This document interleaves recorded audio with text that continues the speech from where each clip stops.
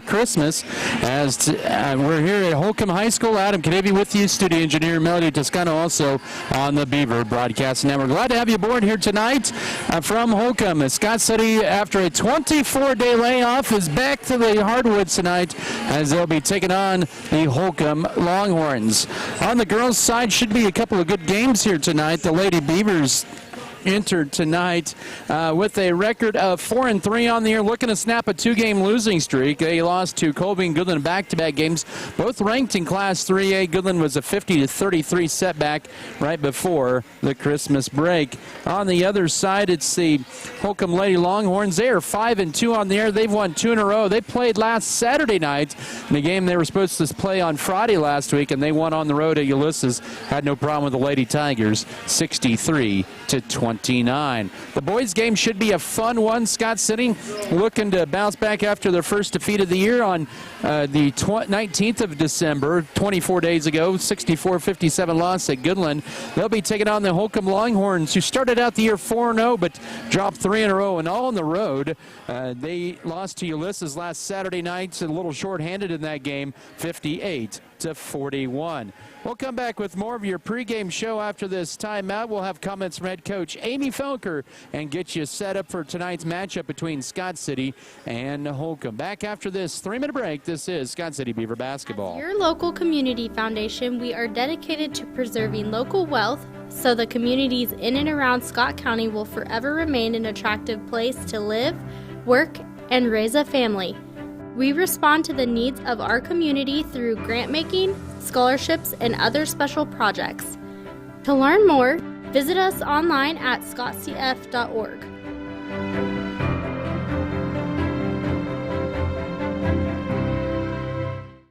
BBN is supported by Norder Supply, Lone Tree Farms, Pioneer Communications, Beaver Booster Club, White's Food Liner, Scott City Eye Center, Shells, Flowers, and more, Scott City Pharmacy, Giftologists. There's nothing more spacious than Western Kansas, and nobody closer than our communities. We are determined to keep our communities connected to schools, kids to teachers and parents. We believe a connected world is a better place. We're more than what we do for our hometowns. It's what we do with our hometowns. S&T is proud to be your family, your friends, your neighbor.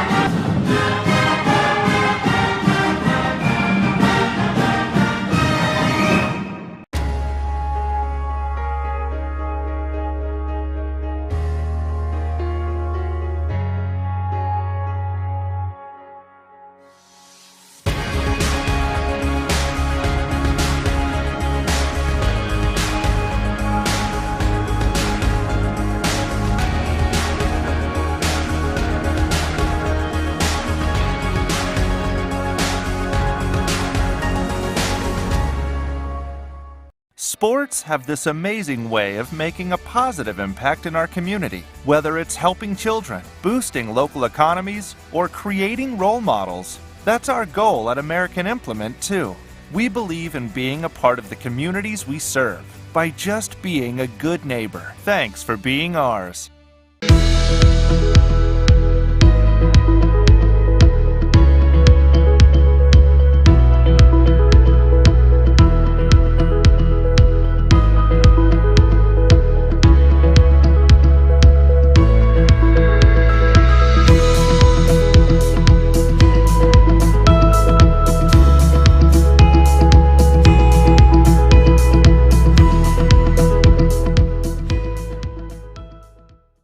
This evening, well, it's been 24 days between games here. Tonight you finally get on the hardwoods here. It's going to be a pretty good Holcomb team, but it's been tough with practices the last couple weeks. Thought maybe you'd have a game last Friday. That didn't come because of weather, but how have you been able to kind of handle everything that's been thrown at you guys this week? We're just going to go out there. We told the girls we're just going to go out there and do what we can do and have fun and let everything happen the way it's going to happen. They've got to the gym, those that can get here safely, and got some shots in. We played some little 4-on-4 and that kind of stuff. So it'll be exciting. The girls are ready to get on the court and get back to playing. It was kind of a tough stretch before the Christmas break, kind of going back a little bit. Ran into a pretty angry Goodland team right before the break there. And what are some things maybe you take away from looking back at that game that you tried to maybe apply here leading what would have been last Friday night and then maybe into tonight? We've got to have confidence in ourselves. We need all 5 girls that are on the court to be attacking the basket. We've got to want to score all the time and make the good passes, keep the turnovers down. We just got to do the little things, play tough defense for, the whole game, and really control the boards. Like, everybody has to go to the offense and defensive boards hard. You've had some great moments here this year and so far, and I know your schedule's getting ramped up here, but it's going to be quite a stretch here. How do you try to balance everything out with, of course, the game tonight, and then you have a quick turnaround with Kingman on Monday? We just got to really stay focused on one game at a time and, just get in as much knowledge as we can on each team and be ready to play. And as we start playing these games and getting on the court, that's going to be practice / game days all in one. And so, we're just going to have to build every day. And when we do get a chance to be in the gym with all of the varsity and all the whole team at the same time, we just got to really take advantage of those times and get as much in as we can. Coach Amy Felker joins me pregame tonight. Scott City faces Holcomb, a team that's off to a 5-2 start. And their last couple of games, they've won big on the road at Goodland and then at Ulysses last Saturday night. So take a look at this Holcomb team. They returned a lot of their pieces from last weekend, but they really rely on a couple of big players in Krulewski and Jones. Yeah, both of those girls are, really great players. They can shoot the three. They can take it to the basket. Jones does a good job of handling the post players on the inside. Jara does a great job of creating and getting things going on the outside. And so, they just feed so well off each other. And the other girls just know that when they get covered, it's their time, and then they're just going to put the ball in the basket. So, they're a good team, and they've working hard, and we just got to make sure that we contain those top 2, but then we can't let any of the other ones really go off and have great games. Even though with the lack of practices, both teams are in the same boat, but you got to like the fact that it's a rivalry game, and that's got to kind of ramp things up a little bit more. It does. The girls are excited. They've been asking me all week, are we going to get a play? Are we going to get a play? And I was like, yes, we got to pretend like we're going to play no matter what the weather is. So they are ready to play. They're ready to get on the court. They're excited to get this 2024 season going, and we're just ready to go. It's Coach Amy Felker pregame here tonight. Scott City facing Holcomb, the first of 2 games between the Beavers and Longhorns. Coach, thanks again for the time, and good luck to you guys. Thanks, Adam. That was Scott City Lady Beaver coach Amy Felker. Your pregame interview is brought to you by Farm Bureau Financial Services with Hugh and Berta Benz and Scott City and Leota. More to come on your pregame show. We'll have a breakdown of the matchup. Also bring in starters, keys to the game, and the tip-off after this timeout. This is Scott City Beaver basketball. BBN is brought to you by American Implement, All-in-One Wash, B&H Paving, Fairley Company, Faroe Heating and Cooling, First National Bank, Great Western Tire, Harris Chiropractic,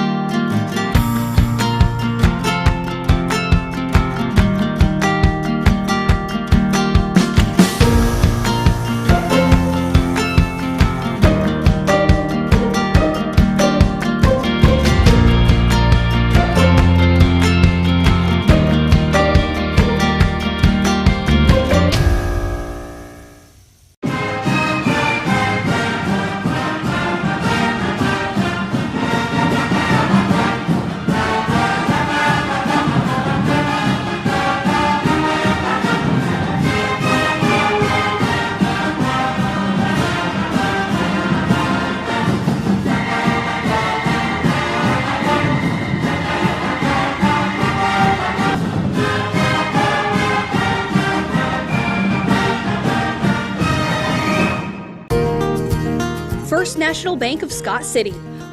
One of the few places left that you could call today and speak with a person and be greeted at the door with a friendly face.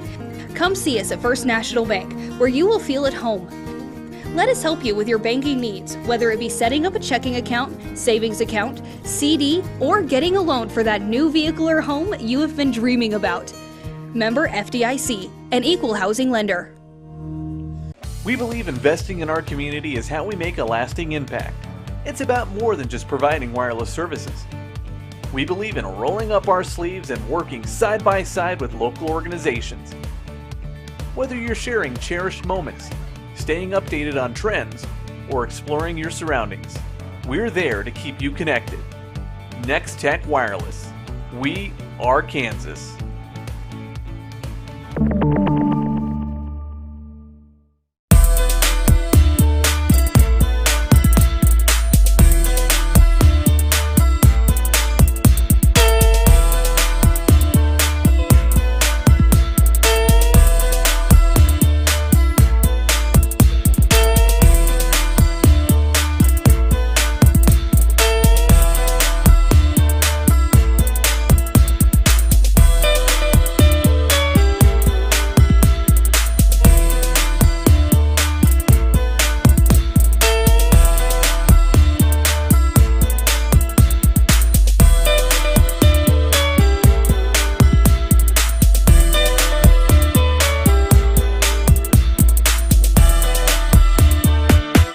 Let's see, 62 in the series since the 80s. Holcomb with the 34-27 lead. They in the series advantage. They've won 4 in a row, including 5 of the last 6. They won both games last year, including the last meeting here on the 10th of February, 66-44. They won at Scott City in January on the 13th, on Friday the 13th there, 73-55. Last win for Scott City in this series. Go back to 2021 in February of 21. It was a 49-45 victory for the Lady Beavers here. That was their last win in the series, and that happened to be here in this building. Well, let's take a look at this matchups here so far. These are two teams off to pretty good starts here this year. Holcomb is a 38% field goal shooting team coming into tonight. And they are also at the pretty good three-point shooting team as well. 29%. They've hit 35 threes, and they're 62% at the line. And Scott City, they've been pretty good at times this year, and times they've struggled. I think we're kind of ready for the break there, and everybody's kind of getting a little sick before the Christmas break when they took on Goodland there, losing that one 50-33. That was their season low of points and 33 points. But Lady Beavers this year averaging 51.1. They've had some good point production this year, shooting the ball pretty well at 40%. 58% at the line, 30 rebounds. That's something at times this year where they've struggled is shooting at the line. But the Lady Beavers led by Erica Felker with 10 points. Megan Trout just under 10 points a game. Kendall Gentry at around 8.3. But the Lady Beavers are going to have to do a little better job on their glass tonight. They were out-rebounded quite a bit against Goodland. Never led that game.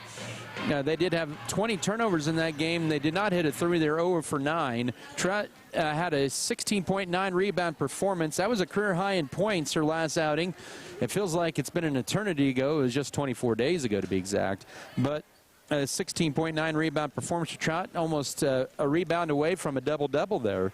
But Scott City will have to contend with the big two for Holcomb, the senior Jarek Hruleski, who eclipsed the 1,000-point mark on Saturday night at Ulysses, and then Hallie Jones. They both had 21 points in that win over the Ulysses Lady Tigers, who remain winless on the year. Of course, these games tonight do not count toward the league standings. Those will count on February the 9th in Scott City. So that's as I mentioned, Holcomb averaging around 48 points a ball game. They hit 63. That was their third highest point total. They had 72 and 64. And a couple of other games against Southwestern Heights and Meade. They have wins over Cimarron, Southwestern Heights, Meade, Goodland. They ended that long winning streak of Goodland's, the state's longest, at 43. And then they trounced Ulysses 22 days later, last Saturday night, 63-29. So we should be in for a good one. Of course, Monday the Lady Beavers will have another turnaround They'll be opening up the Sterling Invitational Tournament play. They'll be taking on the Kingman Lady Eagles. Lady Beavers drew the number 2 seed. That's 4-3. And the number 7 seed, the Kingman Lady Eagles, they have 1 win and they're 1-6 on the year. But last year those two met in the opener of the tournaments, and it went to overtime. Lady Beavers did prevail in that one. But it got a little interesting after a big lead in the fourth quarter evaporated, but Scott City found a way to win in the extra session. And hopefully this year, if they win, they don't have to go to overtime. But the boys, by the way, will not play their opener until Tuesday night, and they'll also take on Kingman at 7 o'clock. And we'll have those broadcasts for you here on Mix 94.5. And so that's how that sets up. Scott City actually lost the coin flip with Sterling, who's the number 1 seed. Scott City, the number 2 seed in the tournament here, or for the Sterling Invitational. Holcomb will head over to the Hillsborough Trojan Classic. They'll take on the Riley County Falcons. The girls will on Tuesday afternoon, and the boys will take on the Eureka Tornadoes. Hope everybody liked the snow as much as possible there, and definitely had enough. Both these teams, well, they didn't have hardly any practices all week. Maybe a little shoot around in the middle of the week if they could make it to town, and not a mandatory shoot around. With no school Monday, Tuesday, and Wednesday, they were able to get to practices yesterday. So conditioning is going to be an interesting one tonight, and here for both teams, Lady Beavers will have maybe a little bit more rest since they had a game last week. Or I should say, since they did not have a game last week, they were scheduled to play Huguet. And by the way, that game has been rescheduled to February 14th. Let's step aside for another timeout. We'll have your starters, keys of the game, and the opening tip-off. We'll have the coming back after this timeout. This is Scott City Beaver basketball.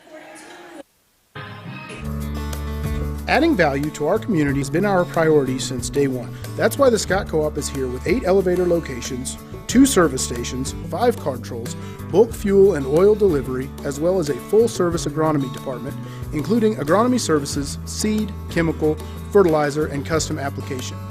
Visit us online at scottcoop.com or download our app for more information. Scott Co-op is a proud supporter of our local communities.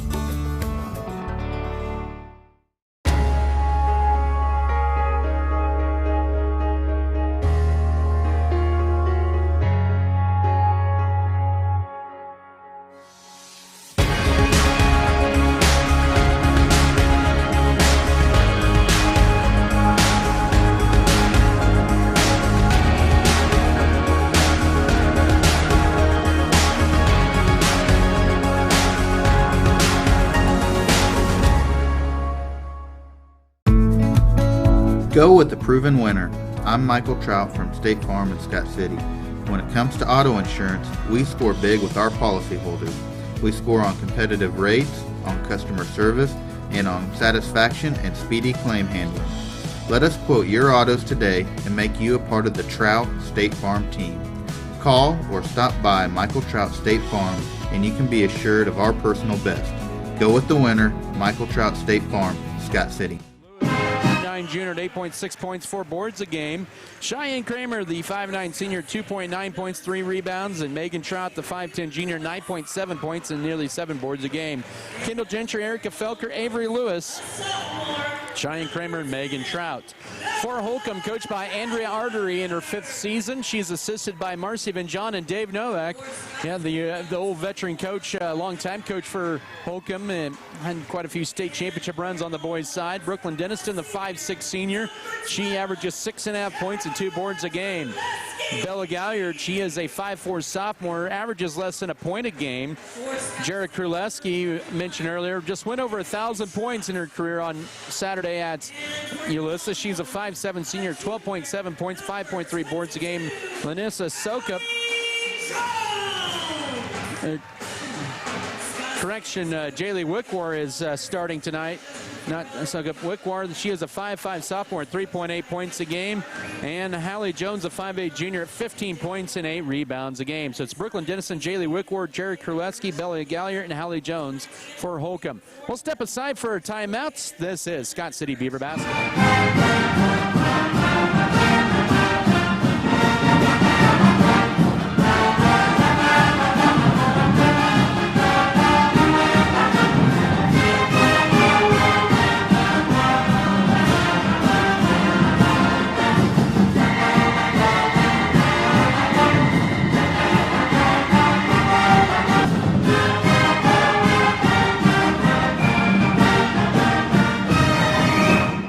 Western State Bank proudly supports Scott Community High School students and athletes as they prepare for another great year of achievements. Just as our students prepare for another successful year, we encourage you to be prepared for whatever life may bring you. Stop in and talk with the knowledgeable staff at Western State Bank, whether it be a new home loan, financing for your business, or any one of our checking and savings account options. We're here to help you. Make sure to check out all of our internet banking options provided at WSBKS.com. Western State Bank, member FDIC. And as always, go Beavers! The dedicated team at Norder Supply is passionate about assisting our customers in achieving maximum net return per acre. That is how we define our success. Through unparalleled agronomic advice and best-in-class customer service, you can depend on us to do what is best for your operation. Ask them today about their spot-on service and how it can fill your needs. Norder Supply. Plain talk, exceptional results. Scott City Eye Center has been a leading provider of optometry services and vision care products in the Scott City community since 1999. Our experienced eye doctors offer comprehensive vision examinations that our Scott City Optometry Office specializes in the diagnosis and treatment of a wide array of eye diseases, conditions, and problems. We use advanced diagnostic technology, and we are committed to improving the quality of life. Give yourself the gift of clear vision by scheduling an appointment with Dr. Joshua Gooden, OD, today. Keys of the game. Scott City will be in the road navy blue uniforms with the light blue numbers and letters in the white trim. Holcomb in their home whites tonight, and the orange numbers and letters in black trim. It'll be Megan Trout and Jared Kurleski who will tip in the center. Hope you enjoyed the broadcast. It's finally time for basketball. It's been a long wait, but it's been well worth the wait, and here we go. It'll be Holcomb winning the tap, and we're underway. They'll move from left to right as we see it here. Brand new bleachers here in this facility. Left side, here's a screen for Kurleski for a three. Off the back iron, off the top of the backboard, but underneath is Hallie Jones for the rebound and the putback. And there was one of my keys there. And Hallie Jones makes it 2-0 for Holcomb right off the bat. 7:35. Here's Scott City with their first possession. Longhorns in a zone defense. Left side, Avery Lewis. Lewis and trying to get into Trout, stripped out of her hands, and it'll belong with the Lady Beavers here with 7:27 to go. Felker lobs it into Trout, catches it to left corner to Felker for a three. No, it bounces off, and the rebound goes to Holcomb as they have the 2-0 lead in the ball. That was into the hands of Kurleski. 7:15 to work here in the opening period. 2-0 lead for Holcomb. They got off to a big lead last time these two teams played here last year and won it 66-44. They were up 23-8 after one. The Lady Beavers just could not recover. With it out high right. Here's Jones driving in her strong move to the right side. She has all four of Holcomb's points. With 6:48 to go first quarter. 4-0 Holcomb with the lead here. With it is Kendall Gentry up top, right to Cheyenne Kramer. It's Avery Lewis in the corner. Now the good position for Trout. Her layup on the right side, and Scott City's on the board. With 6:31 to go first quarter. Trout with the first 2 points of the night. Lady Beavers cut the deficit in half at 4-2. Up top it goes to Hallie Jones. Right side, Kurleski looking to drive in over Gentry. Her around, banked home. Nice move, Kurleski. Good defense by Gentry, and better play there for Kurleski. 6:08 to go first quarter. Holcomb now with a 6-2 lead. They've hit 3 of their first 4 shots. Scott City 1 of their first 2. Rebounding edge to Holcomb early on, 2-0. Right side, Avery Lewis out high, right corner to Felker. Short corner to Kramer. Nice position in to Trout, who puts it up, and she's pushed in the back, and she'll have 2 charity shots here with 5:52 to go first quarter. Wyatt Dottle with the call. That's on Jaylee Wickwar, her first. Team's first foul, the ball game's first foul. Trout at the line this year at 62%, and that one will crawl in, and Scott City pulls to within 6-3.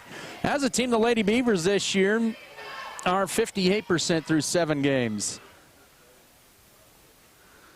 Second free throw also pure. 6-4. Lady Beavers back to within a couple. 5:45 here in the first. With it now is Hallie Jones. Go left block. Here's Denniston looking to go around Felker. Back up top to Kraleski. She'll penetrate left lane line, and she gets tied up good. Oh, no, they're going to call it travel there, and that'll be Holcomb's first turnover of the night. With 5:36 to go here in the first.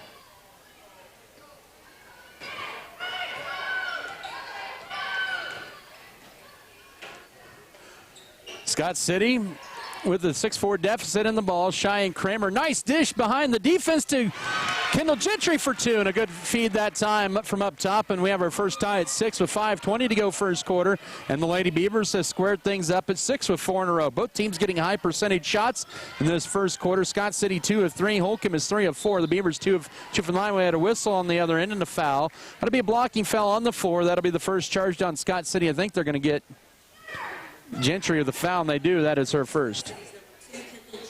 So Gentry of the fouler first. Holcomb to run a stack play over on the left lane line. With it is going to be Hallie Jones. She's going to take it strong to the rack. Flips one up. No. Good position for the rebound, but Jones finds a way to get her second board. She'll put it up. No, but right underneath there is Wickwar. Her putback, no. Rebound Jones. Scott City not boxing out. That's 4 offensive boards and then a whistle and a foul. Too many opportunities that time for Holcomb, and they'll go to the line to shoot 2 with 4:53 to go first quarter. That'll be on Avery Lewis. That is her first. Scott City's second foul. Lady Beavers had ample opportunities for the rebound, but Holcomb found a way to get around him. Scott City without a rebound yet. Jones, who's a good free throw shooter, breaks the 6-6 tie. She has 5 of Holcomb's 7 points.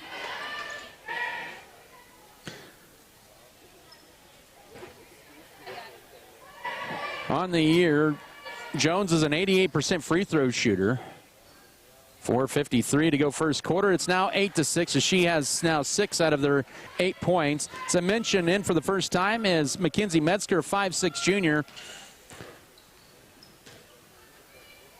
Here out is Kramer into Felker at the left block. Goes around Denniston to right, layup, leaves it short. Rebound fought for Lewis, couldn't grab it. She's the last to touch it. Felker almost had that one there. Holcomb with the ball up by 2 with 4:38 here in the first at 8-6.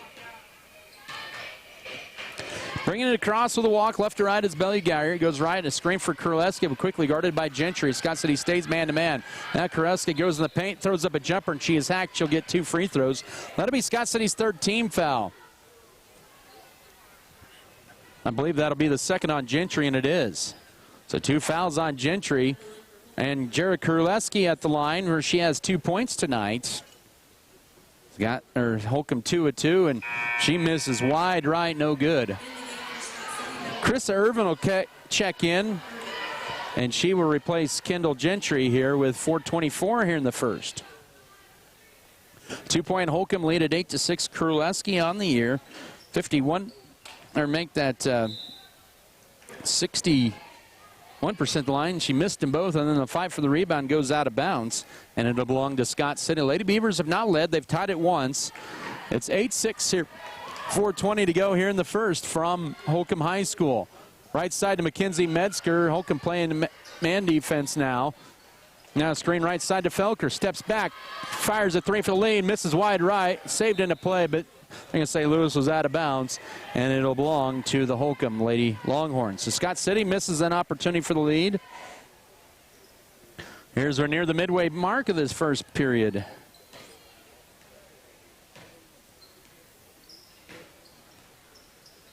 8-6 Holcomb with the lead. Left side, it's Hallie Jones. Entry feeding to Kraleski, guarded by Lewis. Back out high to Jones for a left wing triple. Short. Rebound. Last touch by Holcomb. Wickwar could not handle it, and it'll go out of bounds to Scott City as Cheyenne Kramer returns the lineup and replacing Megan Trout. Holcomb will have another game here this week. They'll play at nearby Lakin tomorrow night, so a big rivalry game for them as well. 3:45 to work here in the first. Scott City down by 2 with the ball at 8-6. Going around screen. Here's a pull-up jumper missing wide right for Chris Irvin. Had a good look. And Hallie Jones collects her 4th rebound of the first quarter. Scott City has not collected a rebound yet in 4.5 minutes of the first quarter. A lot of those rebounds for Holcomb have been on the offensive glass. Jones in the paint left side. Dennison turns down the 3, but she's going to be called for a travel.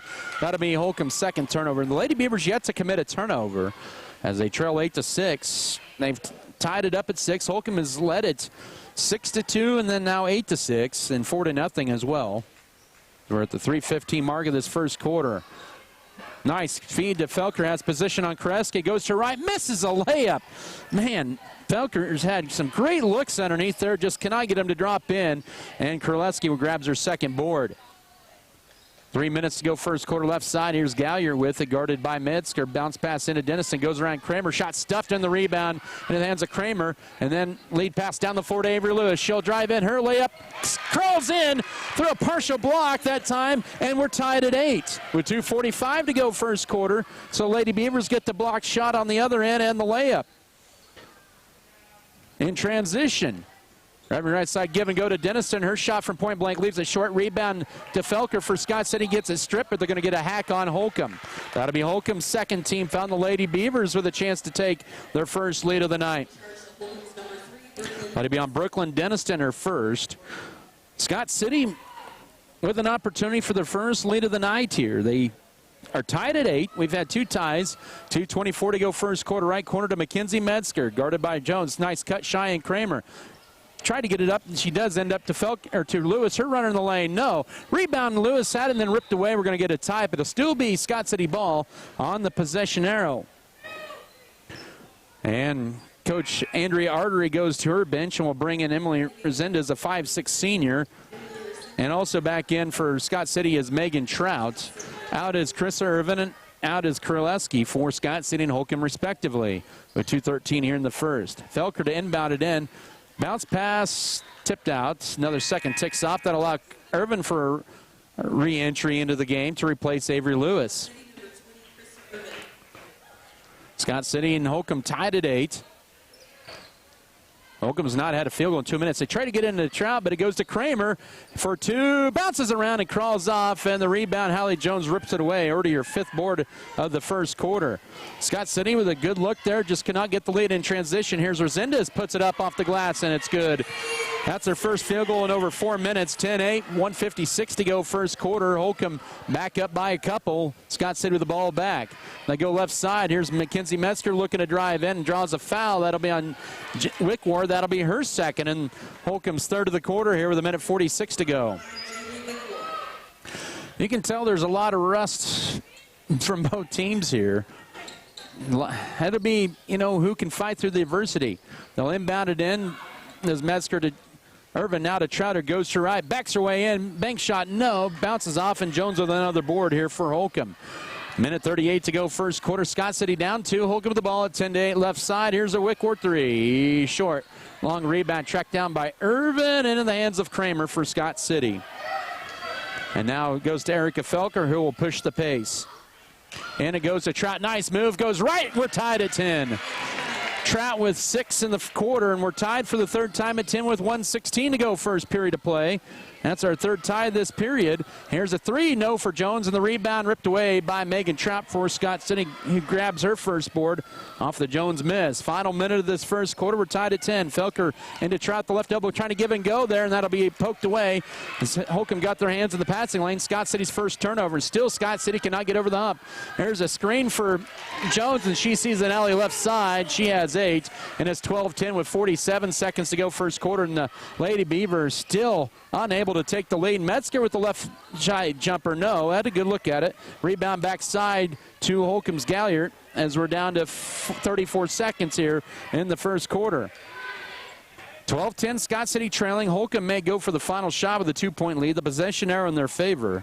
Up top to Wickwar, goes left out high to Galliard. Galliard dribble it, and Scott City stays man. Defense here with 18 seconds to work. And now to Jaylee Wickwar. Guarded by Irvin. She'll go to her left. Will Wickwar cut off. Back up top, and now goes through the hands of Galliard. But picked up and then stolen away by Metzger. Oh, she saves it into play. But picked up, though. 4 seconds with 3, 2, and then they leave Denniston right side. She'll drive in. Her runner at the end of the first, no. And that'll be the end of your first quarter. Scott City and Holcomb in a tight one here. 8 minutes in at 12-10. We'll come back in a minute for the second quarter of play. This is Beaver basketball.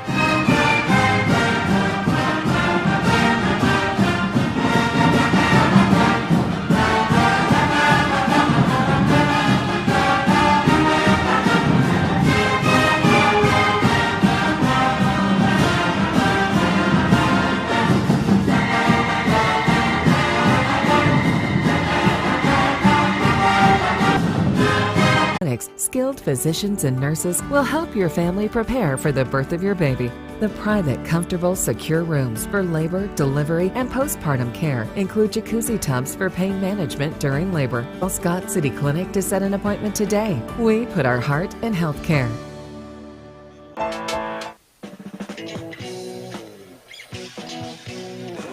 12-10 your score.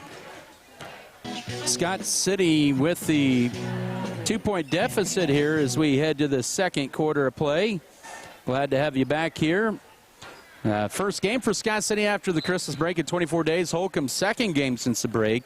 It'll be Holcomb's ball to begin the second quarter. Lady Beavers 4 of 13 from the floor. Holcomb was 5 of 15. Both teams had 2 free throws. Good position for Jones as she goes around for a 10th point of the half. She has 10 of Holcomb's 14 with 7:48 to go first half. It's now 14-10.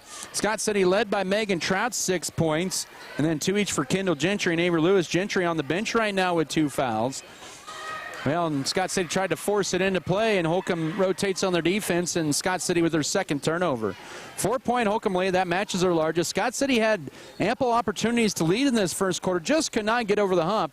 And there's a wild shot over the backboard for Nessa Sokup in for the first time. The 5'7" senior and out of bounds that belonged to Scott City. 4-point Holcomb lead, Scott City ball, opening minute of this second quarter. Felker will drive right side, takes it all the way underneath the rack up top to Metzger. Turns down the 3. She did travel up top. And Scott City with back-to-back turnovers. A little bit of a late call, but probably the right call there from the official. 14-10 with 7:09 to go first half. Holcomb with the ball in the 4-point lead. They have the lone points of the quarter and the last 4 of the ball game. Jones will try a guarded 3. Clanks off. Cheyenne Kramer with the second rebound of the half for her. Scott City with just 5 rebounds. They were owned on the glass 10-4 in that first quarter. Mackenzie Metzger with it out high. Holcomb staying man defense. Metzger needs to put on the floor to avoid a 5 count. She'll do it so up top. She's guarded by Koreska, goes to the right side to Cheyenne Kramer. Kramer looking for a cutter, finds Lewis, layup right side, yes. Good ball movement. Scott City with a great possession, and that ends up in 2. 14-12 with 6.5 to go first half. Lewis with 4 in the first half for Lady Beavers as they cut the deficit in half. Now driving in, here's Jones, drives in high up the glass, yes, and 1. She muscled her way for her 12th point, and it's 16-12 with 6:23 to go first half. That'll be on Cheyenne Kramer, her first. Team's first of the quarter for Scott City. And Jones, who's already 2 for 2 at the line. Holcomb 2 of 4 at the line in the half. Resendez back in for Holcomb. Kendall Gentry in to replace Mackenzie Metzger. Gentry on there with 2 fouls. Jones pretty much automatic the line, and they have their largest lead of the night with 6:23 to go first half. She has 13 of their 17 points as she'll exit for the first time.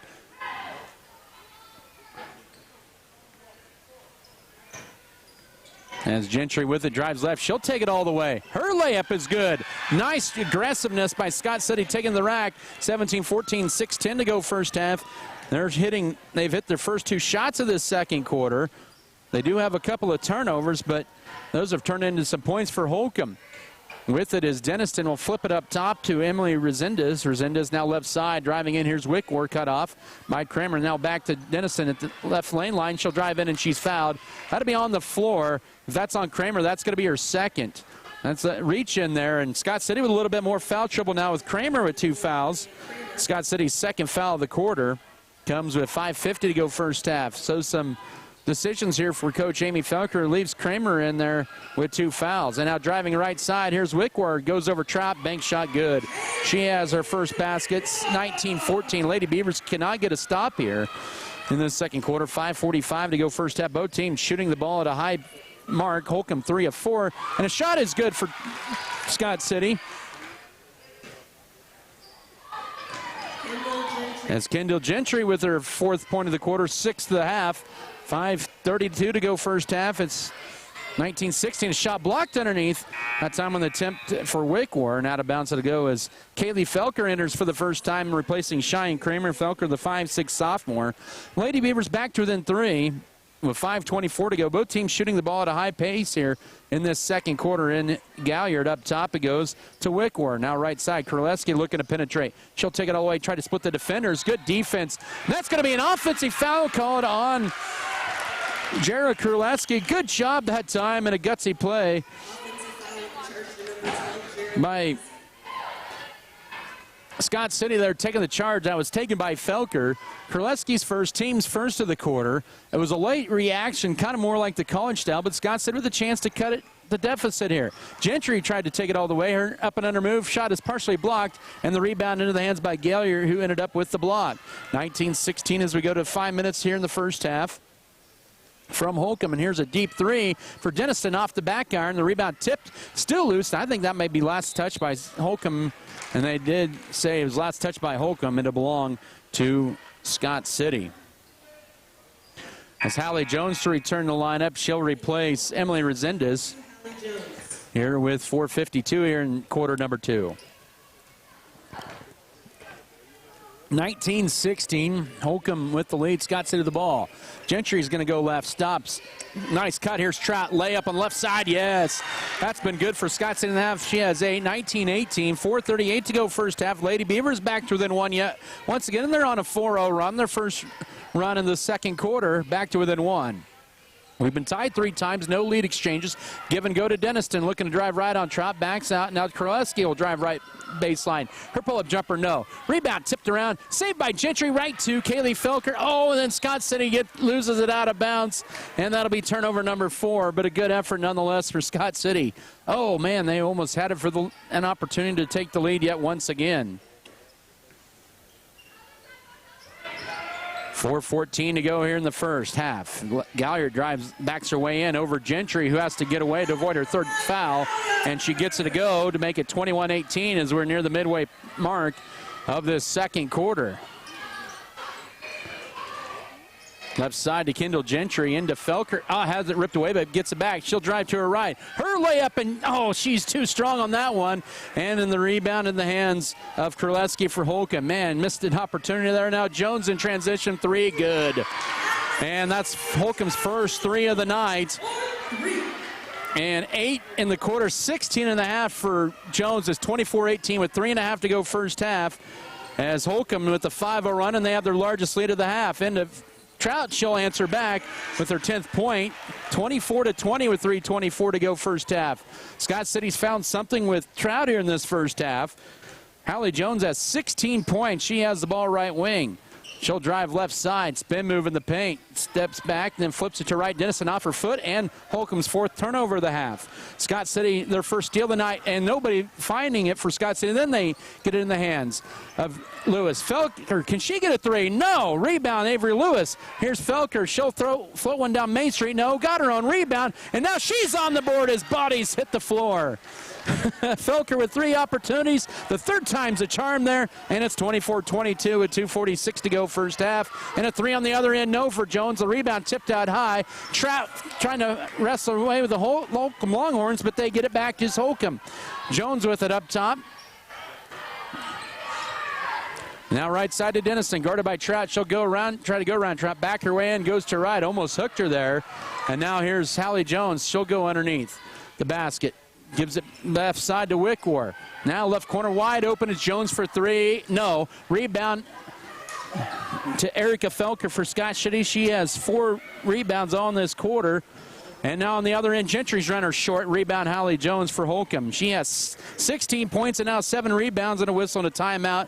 I think that's a much-needed breather for both sides as Andrea Artery for Holcomb takes a full timeout with 2:04 to go second quarter. We'll take a 1-minute break, 24-22 Holcomb. Back in a minute. This is Beaver Basketball.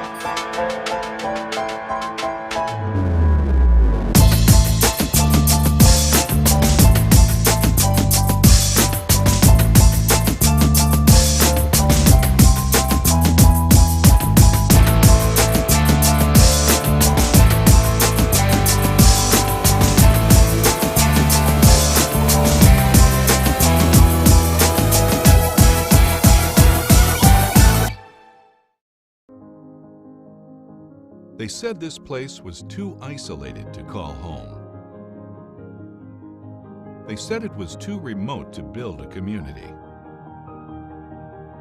And then one day, a farmer strung a copper wire from one fence post to another and changed everything.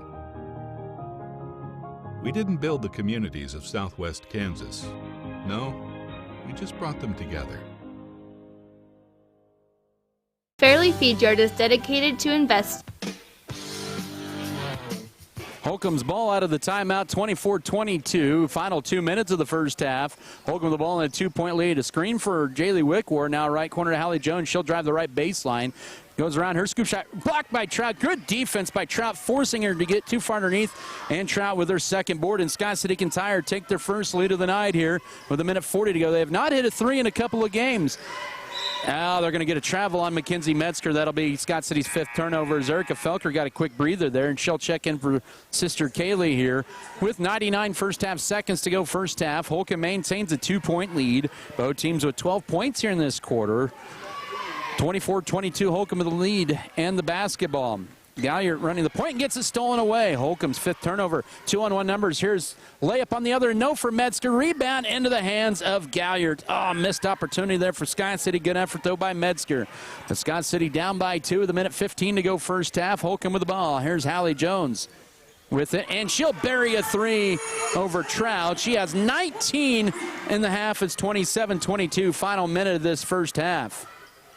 And now they get it in to Trout. She'll go right down Main Street, and her layup is good on the right side. She has a dozen, and it's 27-24. 57 seconds to go first half, at a big answer back for Scott City. Here Holcomb with the ball and a 3-point lead. 50 seconds to go first half. Brooklyn Denniston left side as Scott City goes man-to-man up top to Jones, guarded by Felker. She'll drive in, stripped out of her hands, but picks it back up. Then ball blocked out of there like a volleyball block by Avery Lewis. And then it'll go out of bounds. 40 seconds exactly to go first half.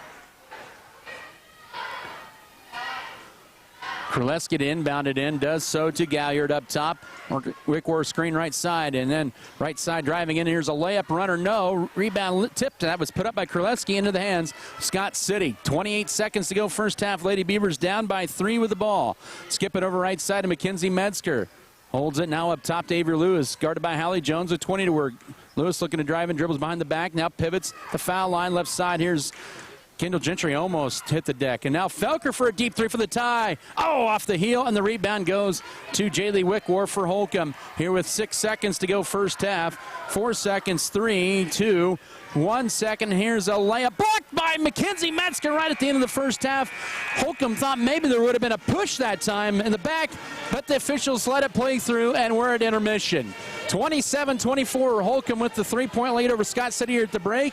We'll come back with first half stats after this 3-minute timeout. This is Scott City Beaver basketball. Feed Yard is dedicated to investing in our facilities and staff to provide the best experience possible for the cattle feeder and, in the end, the consumers of our product. We are always in the market to purchase corn and other commodities from local producers. Call our office at 620-872-2111 for current pricing. Our dedicated employees and their families are very important to us, and we are proud of their children that are current Beavers and individuals that will grow into those roles in the future. Fairleigh Feed Yard is privileged to support Scott City youth and are honored to cheer on the Beavers. The world needs more farmers. People who know the land. People who support rural communities. People who are as diverse as each acre they care for. But unless you've been born and raised on a family farm, it's nearly impossible to become a farmer.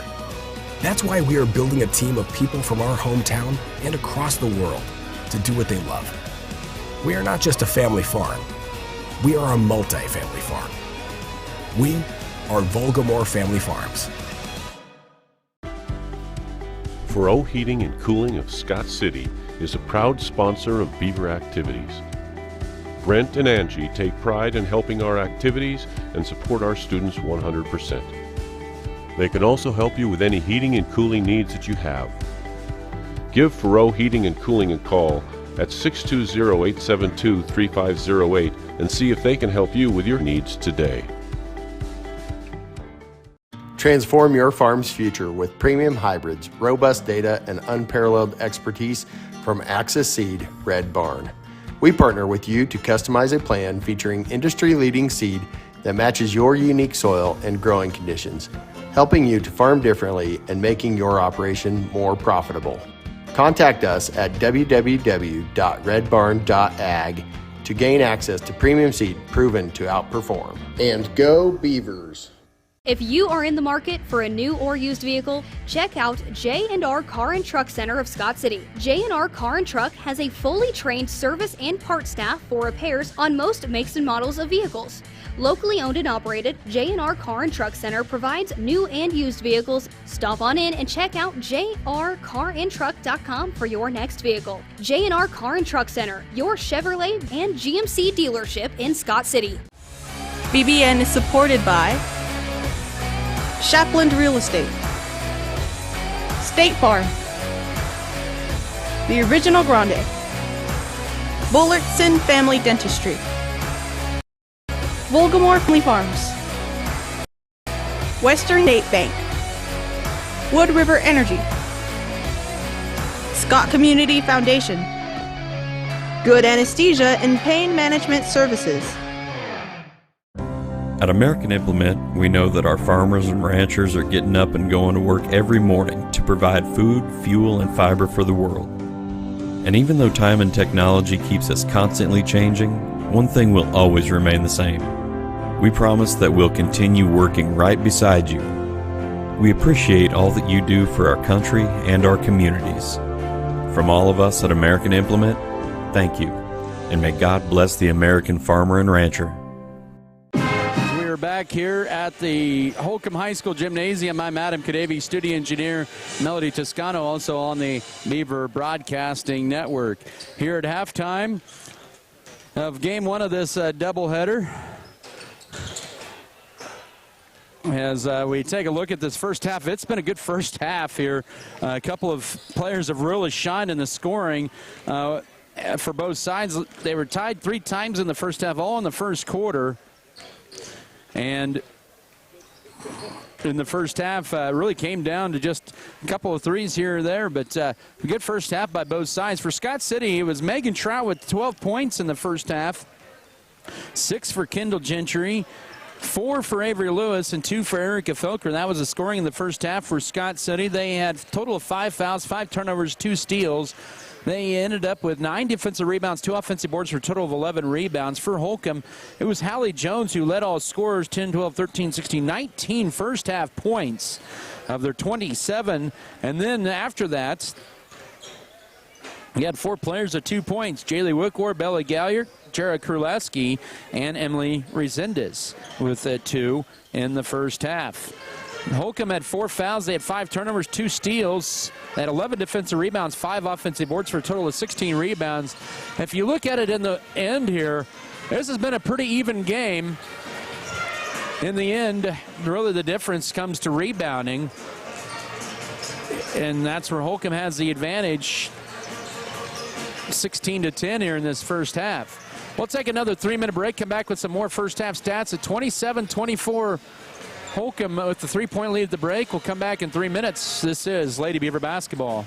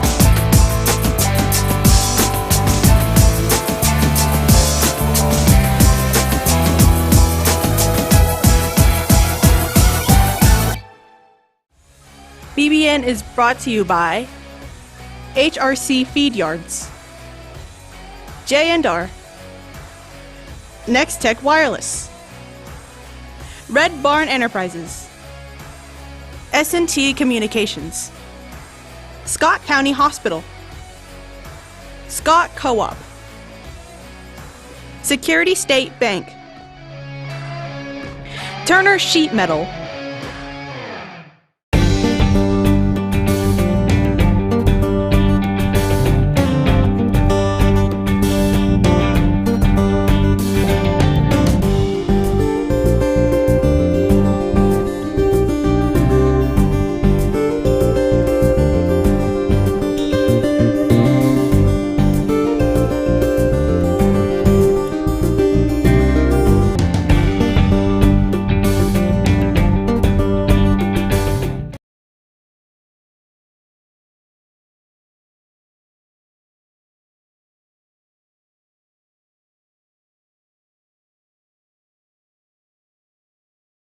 As your local community foundation, we are dedicated to preserving local wealth so the communities in and around Scott County will forever remain an attractive place to live, work, and raise a family.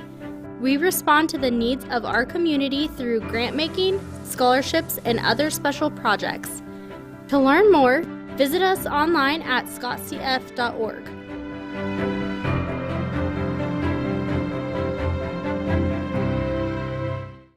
BBN is supported by Norder Supply, Lone Tree Farms, Pioneer Communications, Beaver Booster Club, White's Food Liner, Scott City Eye Center, Shells, Flowers, and more, Scott City Pharmacy, Giftologists. There's nothing more spacious than Western Kansas, and nobody closer than our communities. We are determined to keep our communities connected to schools, kids to teachers and parents. We believe a connected world is a better place. We are more than what we do for our hometowns. It's what we do with our hometowns. S&T is proud to be your family, your friends, your neighbor.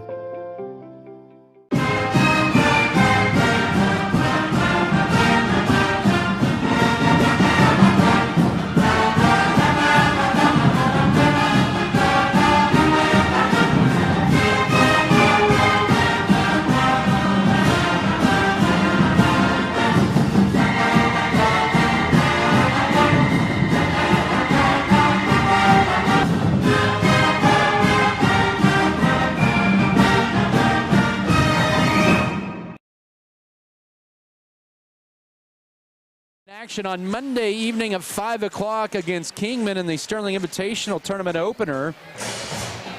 As I mentioned, that's a rematch of the quarterfinals from a year ago in which the Lady Beavers would end up winning in overtime. They would make it to the finals where they would fall to Hugoton. Hugoton is a 4 and Sterling is a 5 in that tournament. So number 1 seed on the girls' side is Southeast of Saline. Smoky Valley is a 3. The records may not be the glossiest, but I tell you what, that is going to be a pretty tough tournament. A lot of those teams played some really good competition, like Smoky Valley, Southeast of Saline, even Kingman. And Lions is the 8 seed, and Hutch Trinity the 7. Scott City's ball to begin the third 8 minutes of play with a 3-point deficit. Avery Lewis, Kendall Gentry, Erica Felker, Megan Trout, Cheyenne Kramer on the floor for Scott City. Here's Gentry wanting to drive right side, finds a cutting Trout right side of the basket. Her shot is blocked by Kurleski, and she'll grab the board.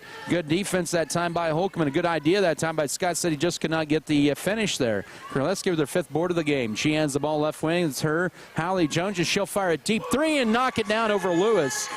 Kurleski with the triple, her 5th point, and it's 30-24 with 7.5 to go third quarter.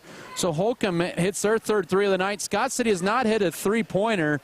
You have to go all the way back to the Colby game on the 16th. Nice cut for Gentry. Bounce of the dribble. The ball misses a shot right, no, and Holcomb boxes out with Denniston with the board.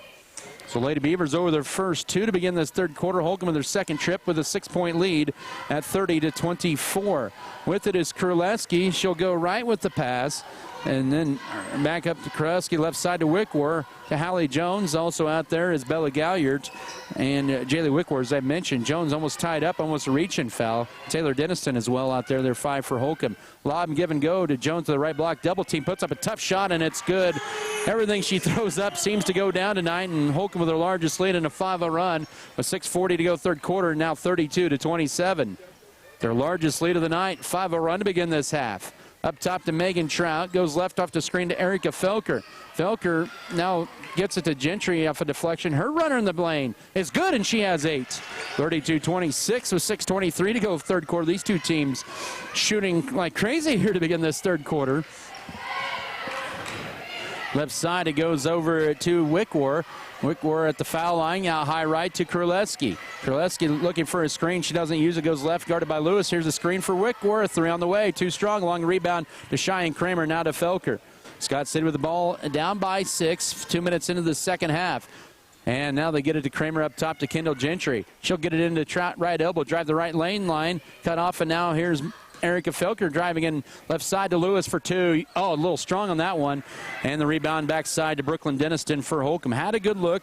Scott City unable to cash in on the opportunity here. Down 6-5, 38 to go. Here's driving in Galliard. Gets a stripped out of there and stolen away. Holcomb 6 turnover. Lady Beavers looking to take advantage of this. Down 4 or 6. 5.5. Here's Gentry going all the way. Her right side layup. She's got double figures. She has all 4 of Scott City's points, and it's 32-28. All 4 points of this quarter. 5:20 to go third quarter. See if the Lady Beavers can knock down some triples. Left side goes. Here is Wickwar to Jones. She'll drive left on and almost stripped out there. Throws up a wild shot. Oh, she hits the deck, and it goes in.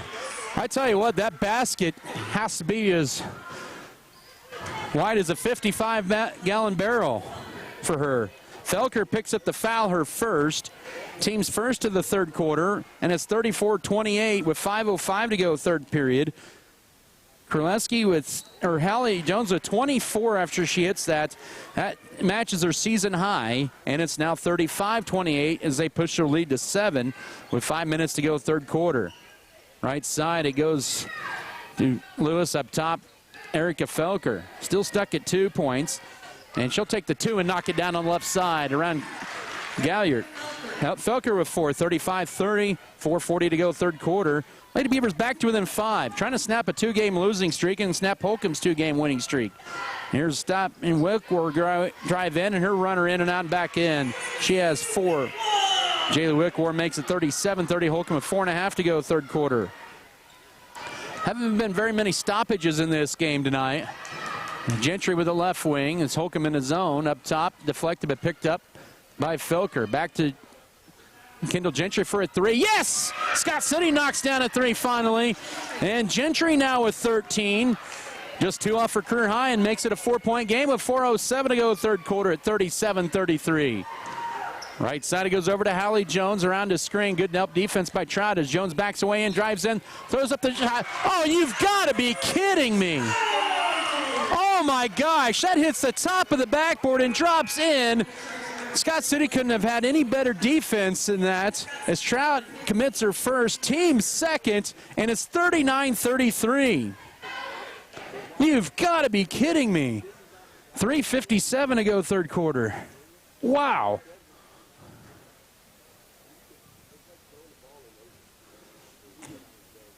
I think that rim for Jones is wider than the 55-gallon barrel. Free throw on the way, and she missed her first. But Holcomb grabs the rebound. They'll save it at a play right. Oh, and then Mackenzie Metzger, she'll just throw it into her cousin's hands, Brooklyn Denniston, who's sitting there. And now 3 up top. 2 strong, long rebound to Kendall Gentry. Here's Scott City back the other way in transition. Metzger layup, leaves it short in the rebound into the hands of Galliard. Lead outlet pass. That was 2-on-1 here in transition. Good job by Trout coming back, recovering well on defense. And we're going to get a timeout for Scott City. Coach Amy Felker, she wants a full timeout. We'll take it as well.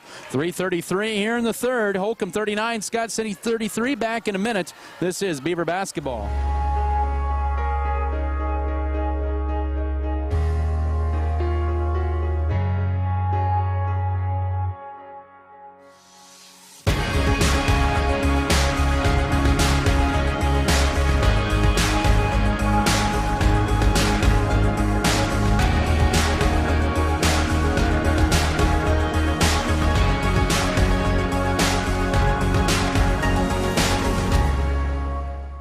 Sports have this amazing way of making a positive impact in our community, whether it's helping children, boosting local economies, or creating role models. That's our goal at American Implement, too.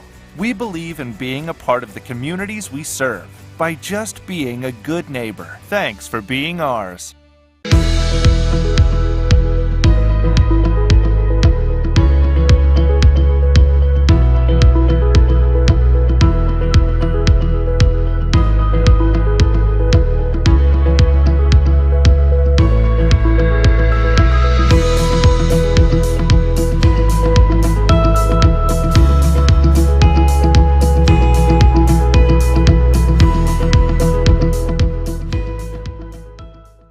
to Gentry for another three. Yes, she's got a career high. She has 16, a new career high for her, and it's 39-36 with 3:11 to go third quarter. So Gentry with 10 in this quarter, including 2 threes. Jones with the layup on the other end makes it 41-36 with 3:01 to go third quarter. And then Scott City's going to lose it off the inbounds. That'll be their 7th turnover. Jones with 28 in the game, and that is a new career high for her.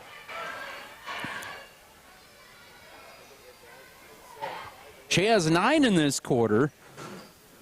But Scott City, after had an opportunity for the rebound, and then 41-36, and now almost a steal, and it is by Trout, and then she's going to be fouled by Taylor, or for Brooklyn Denniston, excuse me. I was in the family. Taylor, now I got a problem there. Brooklyn's second. Team's first of the quarter here with 2:52 to go. Good defense out high by Scott City as they trail by 5, 41-36.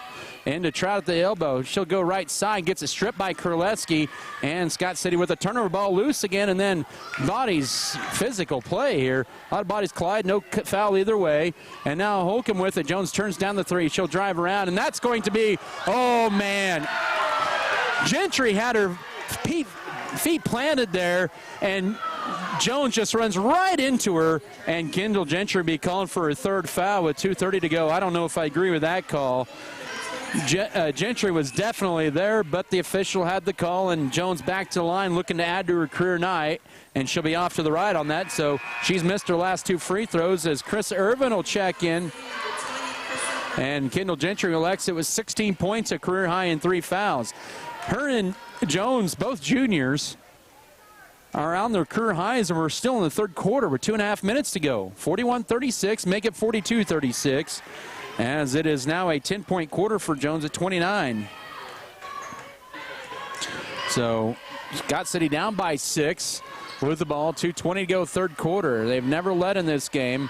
Up top it goes to Irvin. She'll drive left, and now here's a 3 on the way, no, for Mackenzie Metzger. And the rebound for Trout, and she gets the follow-up. She has 14, 42-38, 2:10 to go third quarter. And a big offensive board for Scott City when they needed a basket, and they've trimmed the deficit in half from 8 to 4. 2 minutes to go third quarter. Here's Wickwar with it around his screen. Up top to Jones. Goes around, left spin move, flips it behind her to Denniston for a right wing 3. No, rebound, and we're going to get a foul as Kurleski hit the deck. They're going to get that foul on Chris Irvin. Honestly, I think that was a no foul, but I'm not wearing stripes and I don't have a whistle. With 1:51 to go, but they never asked for my opinion. 42-38, right side to Kurleski. Looking to drive in, cut off, pump fakes, entry feed into Jones, trying to go around Felker, and then good job, and they're going to get a tie-up. Good help defense that time by Metzger, tying up Jones. The possession arrow still belongs to Holcomb with 1:41 to go third quarter. 42-38 your score. Holcomb's only fouled 1 time in this period. Scott City has no fouls to give before Holcomb's in the bonus. Jones a pump fake. Goes left for the pass to Brooklyn Denniston. She'll drive inside the three-point arc. Now pull it back out up top to Bella Galliard. 90 seconds to go third quarter.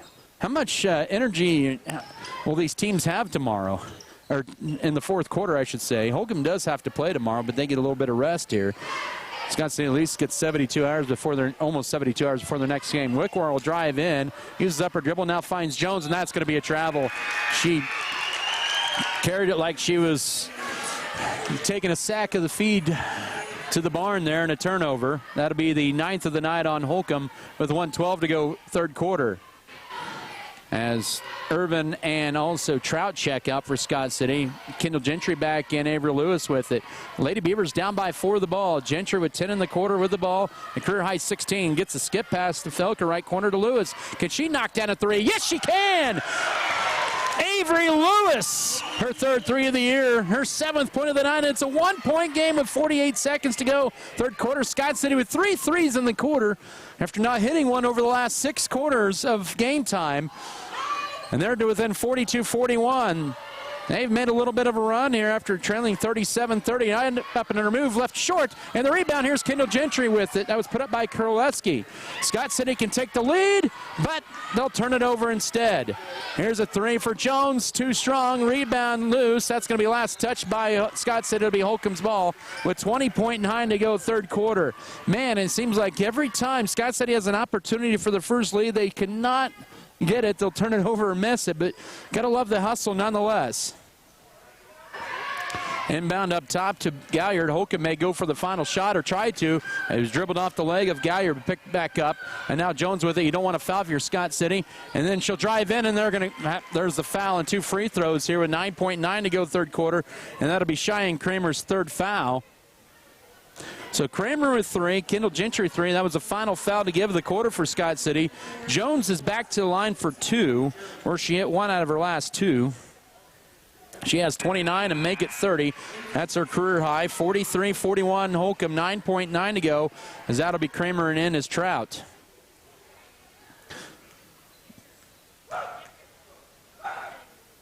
Second free throw also good, make it 31. She has 12 in this period. 44-41, 8 seconds to go in the third. Felker brings it across left side. It's stolen away and a turnover.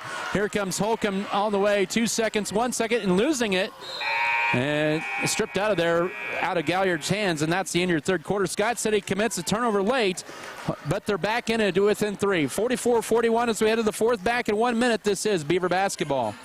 BBN is brought to you by American Implement, All-in-One Wash, B&H Paving, Fairley Company, Faroe Heating and Cooling, First National Bank, Great Western Tire, Harris Chiropractic,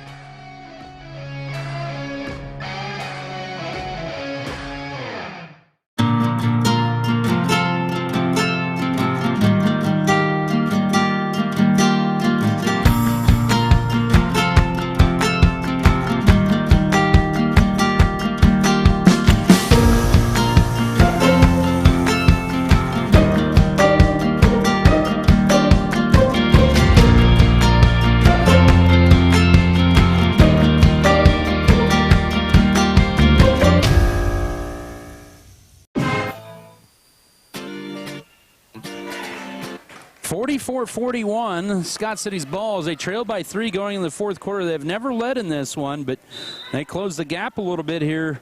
In fact, both teams scored 17 third quarter points. Lady Beavers trailed by as many as 8, and they had it to within 1 before it's a 3-point margin. Kendall Gentry with the ball. She leads Scott City with a near career high in 16 points. Megan Trout with 14. Holcomb led by Hallie Jones with 31 points. The ball deflected out of bounds. She has a new career high. She has 31 of their 44 points, and that basket for her tonight has been large. Inbound into Avery Lewis. It's Holcomb in a 2-3 up top to Felker, left side to Gentry for the tie. Yes, she's got it! We're tied for the 4th time and for the first time since the first quarter. 44-7-34 to go, and Gentry adds to her career high with 19 points. The 4th Scott City 3 of the second half. After having a 6-quarter drought from behind the arc. Wickwar with it. Now an answer back 3. Oh, that's knocked down by Galliard. 47-44 with 7:16 to go, and Holcomb back up top by a triple. Their 4th-3 of the ball game. Avery Lewis, she'll try. Baked in! Wow, she has 2 threes and 10. We're tied at 47. We're only 1 minute into this fourth quarter. The bank open on a holiday weekend. Denniston with it. Ball deflected, picked up by Jones, guarded by Felker. Jones looking to drive in, backs away and goes right. And she runs into Gentry, who takes the charge on Jones. That'll be Hallie's first. And their first foul of the fourth quarter. Holcomb's 10th error of the night with 6:43 to go. And can Scott City get over the hump and take their first lead of the night? We shall see on this possession. Holcomb in a 2-3 zone. We're tied at 47. Into Trout right side. Metzger will try for the lead. Oh, that was on target, but short rebound. We're going to whistle. Ooh, man, that was a pretty touchy foul, but it was a foul nonetheless on Erica Felker, her second, and the team's first of the fourth quarter. Both teams with one foul in this quarter with 6:32 to go. That was a good look for Metzger. She just couldn't get a drop in. So we remain deadlocked at 47. 6:25 to go in this one. Left side, here's Kurleski, guarded by Avery Lewis. She'll put on the 4 inside the arc. Now drives left line, takes to the rack. The layup spins off. The rebound, Jones. Follow, no. Rebound loose, tipped around, and saved into play by Avery Lewis.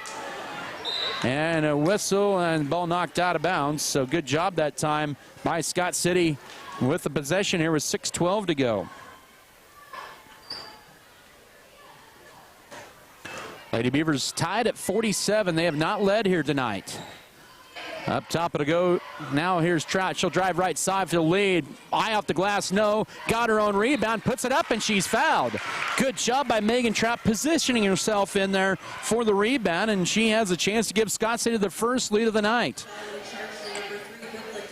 Brooklyn Denniston with the foul. That is her third with 5:58 to go. The team's second of the fourth quarter.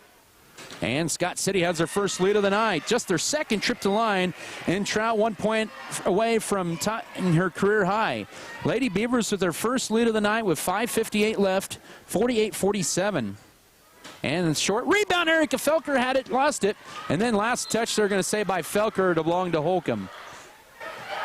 But Scott City with their first lead of the night here at 48-47. We're just a little over 2 minutes into the fourth quarter. Threes are warming up for Scott City in the second half. 3 in double figures as well for the Lady Beavers. Driving in, here's Kurleski. Stops at the left elbow, almost a walk up top. Galliard. 5:38 to go. Looking for a backdoor cut for Jones, but doesn't. Scott City playing a man defense, and now Jones steps back, launches a 3. Too strong. Rebound tipped and into the hands of Scott City, and a foul on Jones. That'll be her second, and already Holcomb with 3 fouls in this fourth quarter. With 5:28 to go. You wonder for both sides, when is fatigue going to start setting in here? 5:24 to go. That was just the second foul on Jones. Metzger with it, goes right side to Lewis, now to Felker. Turns down the 3. She'll drive in, sees an alley. Her layup is no. Might have been blocked. Last touch she'll say by Holcomb, and it'll still stay with Scott City with 5:13 remaining. 1 point Scott City lead, 48-47. We're here on KSKL Scott City. Felker to trigger it in. We'll throw it up top to Lewis for a straightaway triple. Too strong, and the rebound tacked down by Denniston in the corner for Holcomb, her second board of the night. Good look for Lewis up top, who almost cashed in her second 3, and then a whistle and a foul, and Denniston with a nice strong move. And Scott City with their second foul of the quarter with 5:01 to go, and Denniston's first trip to the line tonight. Trout with a foul. That's her second. Team's second of the fourth quarter with 5:01 to go in the 1 point Scott City lead. The senior Denniston ties it up for the 6th time. 48-48. 5:01 to go. Before that was a 7-3 Scott City run coming into the fourth quarter. Denniston on the air, just 38%, but she hit her first one. Holcomb now 4 of 6. And then a rebound on the putback, and Trout with back-to-back fouls. And here's Jones working on a 31.9 rebound performance. And Trout with back-to-back fouls, and now she has 3 with exactly 5 minutes to go. Trying to break the deadlock is Jones at the line. Free throw number 1, and clanks off. In for Scott City, number 24, Cheyenne Kramer in. Holcomb was 6 of 10 at the line going into the fourth quarter. They're now 7 of 12. Scott City just 3 of 4. Second free throw for Jones, and gets it 49-48. Holcomb back up by a point here with 5 minutes to go. And they go 2 of 4 on that trip at the line, and that end of the floor. Now Metzger with the pass by, now left corner to Avery Lewis, up top to Gentry. They try to extend this zone. Her runner in the middle, crawling off, tipped out by Gentry, and out of bounds that belonged to Holcomb with 4:46 to go. Basketball provided by American Implement, B&H Paving, Bartlett Grain, Beavertown FFL Beef Belt, Burning Farms, Brickover Cattle Company, Shells, Flowers, and more, Clint's Diesel Repair, and Decal Bayer. 4:38 to go, 49-48. Holcomb with a 1 point lead in the ball. Kurleski with it. She's been held to 4 points tonight. Jones with 32 to lead Holcomb, driving in and a whistle and a foul, and all of a sudden, there'll be 2 free throws for Kurleski. She has just 5 points tonight, I should say. I'm going to get Felker with the foul, her third, with 4:30 to go, and all of a sudden Scott City with their final foul to give of the night. First free throw for Kroeski clanks off. Trout in. She will replace Mackenzie Metzger. It remains a 1-point game here. 49-48, Holcomb with 4.5 to go. Been a good one. Scott City took their first lead.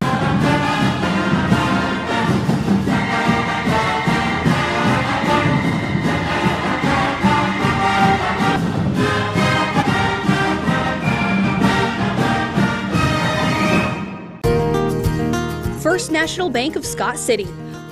One of the few places left that you could call today and speak with a person and be greeted at the door with a friendly face. Come see us at First National Bank, where you will feel at home. Let us help you with your banking needs, whether it be setting up a checking account, savings account, CD, or getting a loan for that new vehicle or home you have been dreaming about. Member FDIC, an equal housing lender. We believe in Western Kansas, located under the great American flag in Dodge City.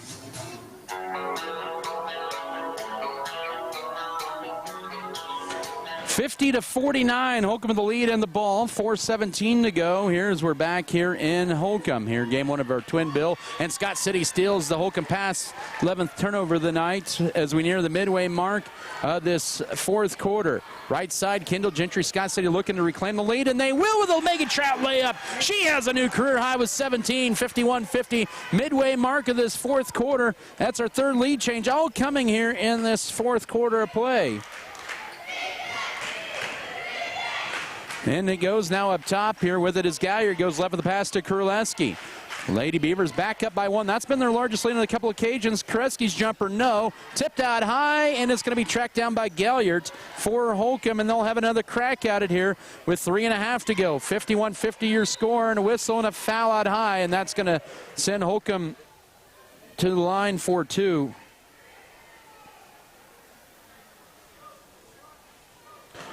Here with 3.5 to go. Cheyenne Kramer, that's her fourth. Two free throws coming here with 3.5 to go. The first for the tie is good for Denniston, and we're tied for the sixth time at 51-51. So 3:31 to go. Metzger in. And the second free throw also good, and Holcomb back on top 52-51. And Denniston tonight with 3 points, all at the line. She's 3 of 4. We got a whistle and a tie-up on the other end. That'll be Holcomb's ball with a 1-point lead. Scott City's 12th error of the night. And 52-51 Holcomb, 3:20 to go. Holcomb with the ball out of the tie-up. And Lady Beavers trying to get a good defensive stop here. Right side, it goes to Denniston. Denniston will drive on Metzger, and Metzger pickpockets her, and then Denniston pushes her. That's not very cousin-like there.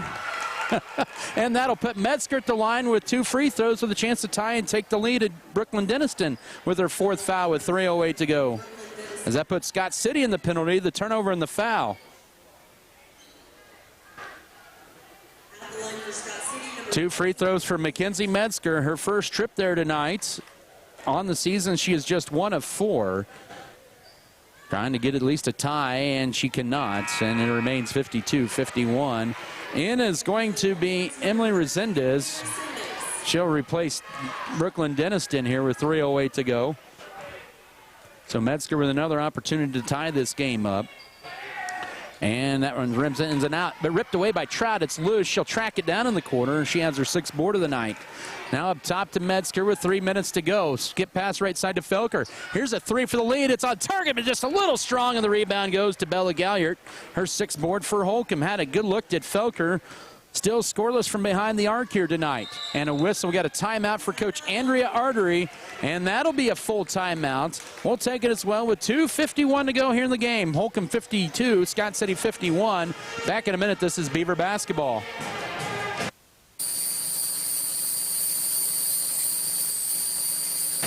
One minute, please.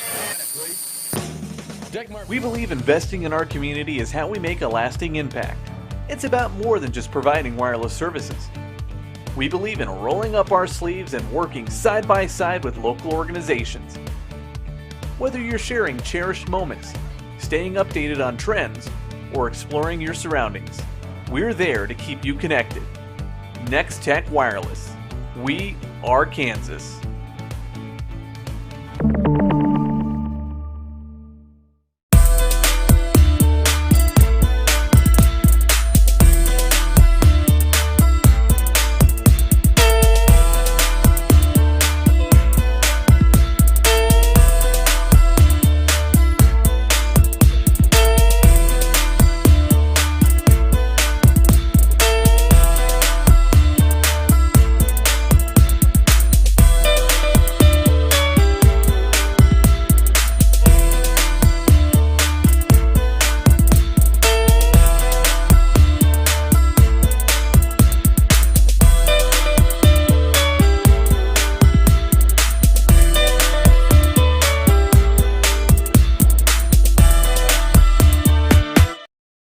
By Scott City's Gentry.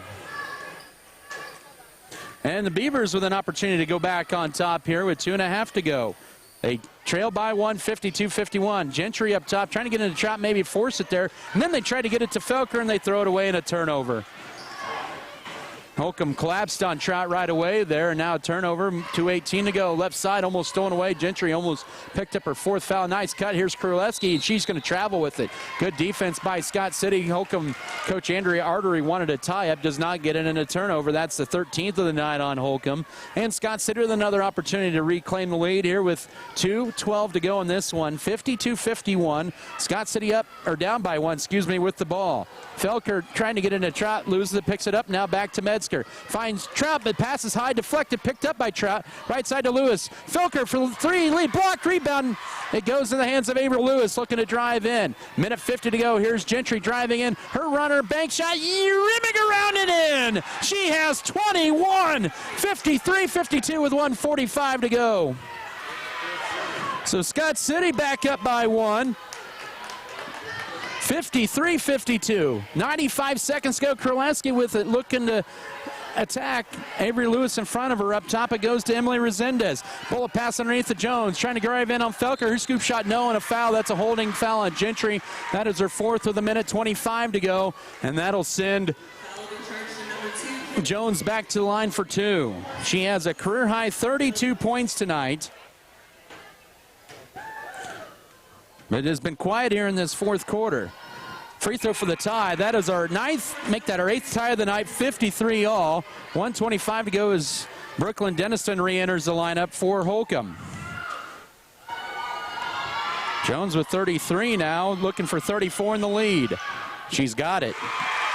That's our 6th lead change of the 4th quarter, 54-53 Holcomb, 1:25 left. Scott City with the ball back on the other end. Here's Metzger with it, drives right side. Up top to Kendall Gentry. Back to Metzger. She'll try a 3 for the lead. Oh, yeah, she's got it! Metzger, her 3rd 3, and Scott City with their largest lead, 56-54, 1:08 to go. Wow! Up top with it, final minute here in regulation. Jones wanted to put on the floor and a timeout first for Coach Andrea Artery. She has a full and 2:30s at her disposal. What does she choose? She'll choose a full. Let's take a 30-second break. Exactly 1 minute to go. Scott City 56, Holcomb 54, back in 30 seconds. This is Beaver basketball. Adding value to our community has been our priority since day one. That's why the Scott Co-op is here with 8 elevator locations, 2 service stations, 5 card trolls, bulk fuel and oil delivery, as well as a full-service agronomy department, including agronomy services, seed, chemical, fertilizer, and custom application. Visit us online at scottcoop.com or download our app for more information. Scott Co-op is a proud supporter of our local communities.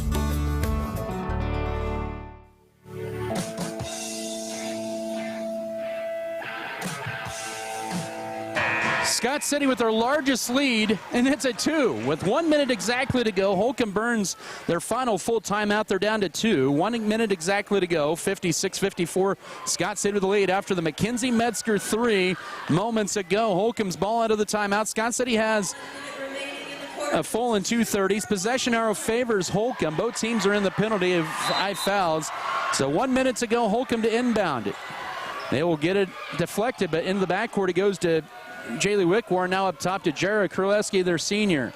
56-54, 50 seconds to go. Here's Kraleski, give and go to Jones. Her layup, and we're tied at 56. What a play. 56-56. Andrea Artery wants time. That's going to be a 30-second timeout. So the give and go to Jones for her 35th point. 47.7 to go. We'll keep it right here. Basketball presented by Farm Bureau Financial Services, Hugh and Berta Benz, Fairleigh Companies, First National Bank, Farm Bureau Financial Services, Neil Baker, Fro Heating and Cooling, Fro Ag Service, Fro Electric, Good Anesthesia and Pain Management Services, Great Western Tire and Deckmart Furniture and Appliance. Also, High Choice Feeders, Ham Amy Farms, HRC Feed Yard, Janar Car and Truck, Janru Trucking, JF Beaver Advertising, Jackson Legal Group, and Lebanon Lawn and Tree. There have been 7 lead changes all in this fourth quarter and 9 ties. A bulk of them in the fourth as well. 56-56. Holcomb's going to slap on full court pressure. 47.7 to go. The Beavers will get it into Erica Felker, their senior guard, and then to Avery Lewis. Holcomb down to 1 timeout left. Felker gets in the front court to Kendall Gentry with 40 seconds to go. She'll set up the offense for Scott City. She'll go to her right, and Kraleski fouls that time, trying to go for the steal high. Kraleski's second foul, and that's going to send Gentry to the line where she will go there for the first time tonight. And looking to add to her career high. 56-56, 36.4 to go. She has 21 points tonight to lead Scott City. And it's adding it to it is Gentry, 57-56 with 36.4 to go. What a game. Second free throw, good as well, 58-56, and Amy Felker wants to burn her final full timeout. We'll take half of it as well with 36.4. Beavers up by 2. This is...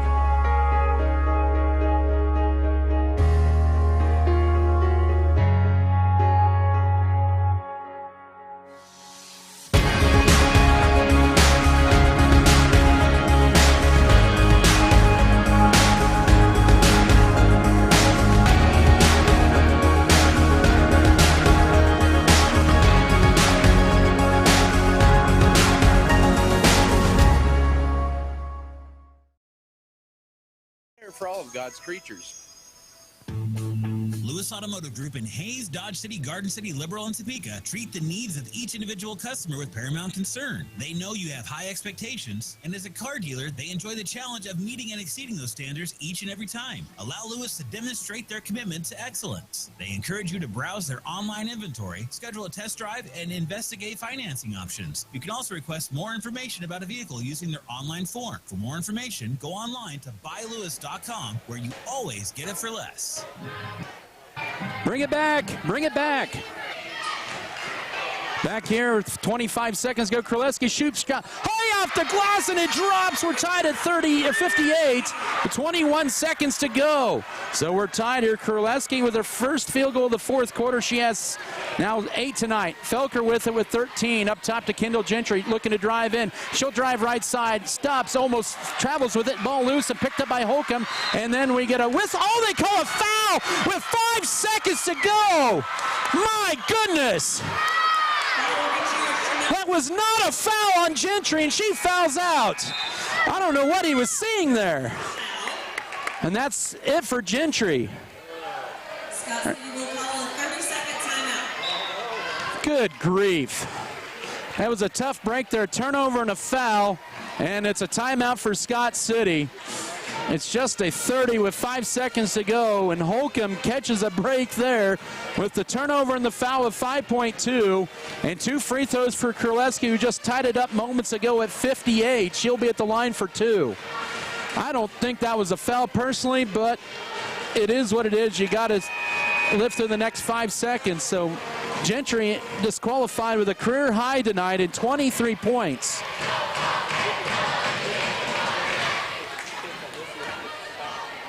Might have been a walk in there, Scott City, maybe a walk on Holcomb too, who knows, but they let it play, and then they called the touch foul on Gentry, and that disqualified her. Jared Kraleski Kurleski at the line for 2 free throws with 5.2 to go. We're tied at 58. Both teams down, or Scott City down to 1 timeout. Holcomb with 2. Kurleski, who's been quiet tonight, hits the free throw, and it's 59-58 with 5.2 to go, our 8th lead change. She has 9, quiet 9 points. Second free throw is in and out, rebound. Scott City has a chance, Felker with it, and they'll get a timeout with 2.2 to go and set up the game winner. So Scott City got the rebound off the miss. Holcomb leads at 59-58. Let's see what Coach Amy Felker designs here with 2.2 to go, 59-58. The ball will be inbounds in the backcourt of Scott City.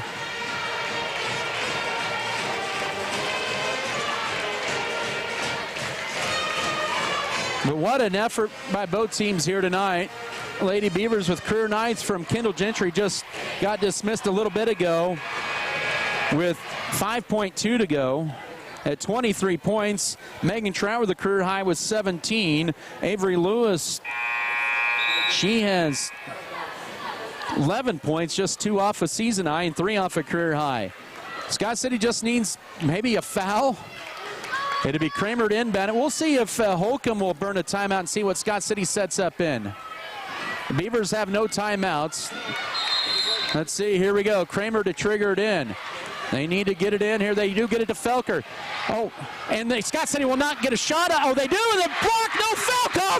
Amy Felker is furious. 59-58. Holcomb escapes with a win. And they did not call the foul at the end. Trout had a chance for the win. A lot of contact, and they let it play through, and Holcomb survives 59-58. What a game here tonight. And unfortunately, a heartbreaker for Scott City, but Scott City drops their 3rd straight. They fall to 4-4 on the year, and Holcomb now with 3 in a row. It's 6-2 on the year. What a game here tonight. 59-58, Holcomb escapes. We'll come back with our post-game coverage in 3 minutes. This is Beaver basketball. Go with the proven winner. I'm Michael Trout from State Farm in Scott City. When it comes to auto insurance, we score big with our policyholders. We score on competitive rates, on customer service, and on satisfaction and speedy claim handling. Let us quote your autos today and make you a part of the Trout State Farm team.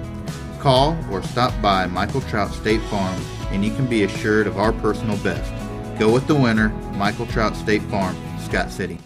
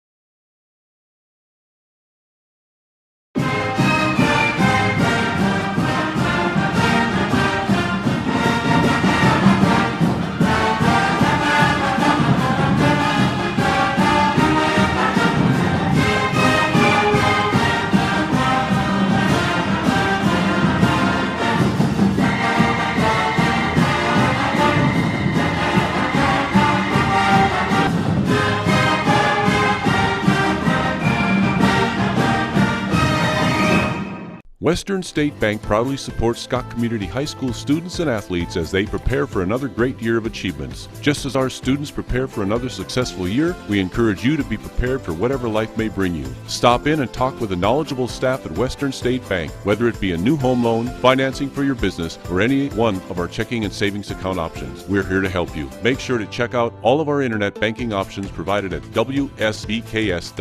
Western State Bank, member FDIC. And as always, go Beavers! The dedicated team at Norder Supply is passionate about assisting our customers in achieving maximum net return per acre. That is how we define our success. Through unparalleled agronomic advice and best-in-class customer service, You can depend on us to do what is best for your operation. Ask them today about their spot-on service and how it can fill your needs. Norder Supply. Plain talk, exceptional results. Scott City Eye Center has been a leading provider of optometry services and vision care products in the Scott City community since 1999. Our experienced eye doctors offer comprehensive vision examinations that our Scott City Optometry office specializes in the diagnosis and treatment of a wide array of eye diseases, conditions, and problems. We use advanced diagnostic technology, and we are committed to improving the quality of life. Give yourself the gift of clear vision by scheduling an appointment with Dr. Joshua Gooden, OD, today.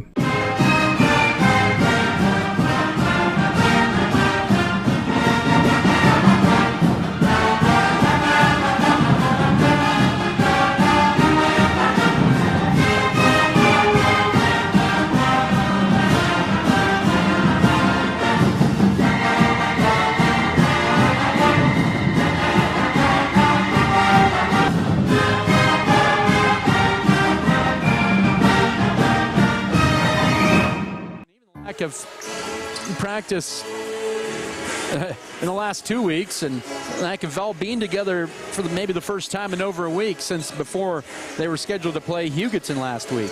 But like can be said, the Lady Beavers did not have their first lead till the fourth quarter. Their largest lead of the night would be 2, as Holcomb would get the game-winning point from Jared Kraleski at the line with 5.2 seconds to go. Scott City had their chance. They would get it into Felker and then into Trout, who turned around and had a chance, but a lot of contact. They let it play through. And unfortunately for the Lady Beavers, no foul called, and Holcomb survives 59-58. Some good efforts tonight here by both sides. A lot of career highs hit by both sides tonight. Kendall Gentry with 23 points. She would foul out on a controversial foul with 5.2 seconds to go. She had that career high. Klipsinger 15 she had at Hoisington to open up the season. Megan Trout has steadily gotten better. She had 17 points in the ball game. That's a new career. She had 16 in her last outing against Goodland before Christmas. Avery Lewis had a pretty quiet 11 points. She had 2 threes in the second half. Scott City started hitting their threes in that second half. 4 for Erica Felker and a 3-pointer from Mackenzie Metzger that was large. That gave Scott City a 2-point lead in the fourth quarter at 56-54 with about a minute 50 to go.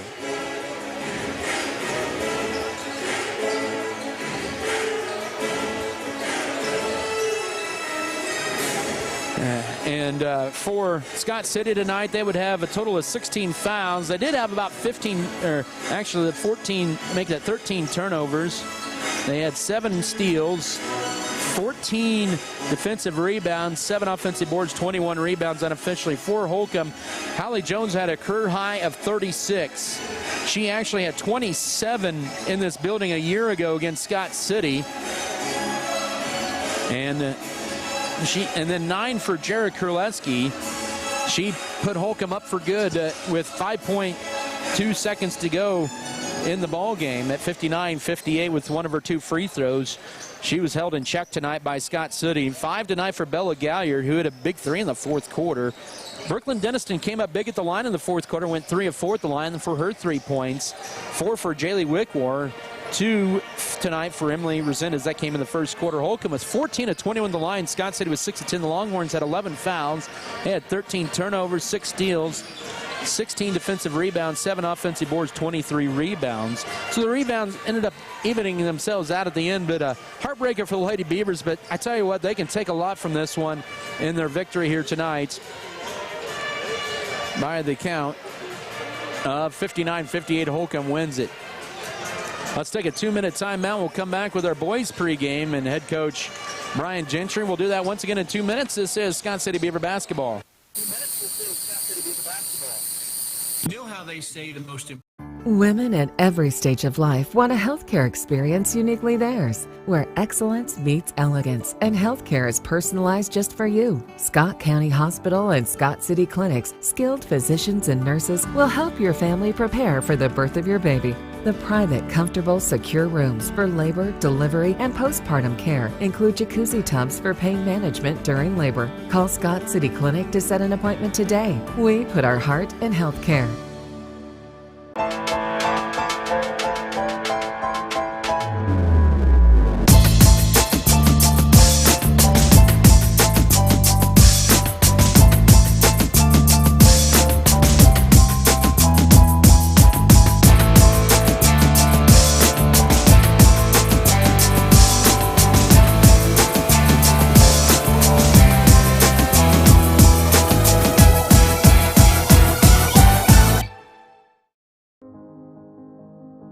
They said this place was too isolated to call home. They said it was too remote to build a community. And then one day, a farmer strung a copper wire from one fence post to another and changed everything. We didn't build the communities of Southwest Kansas. No, we just brought them together.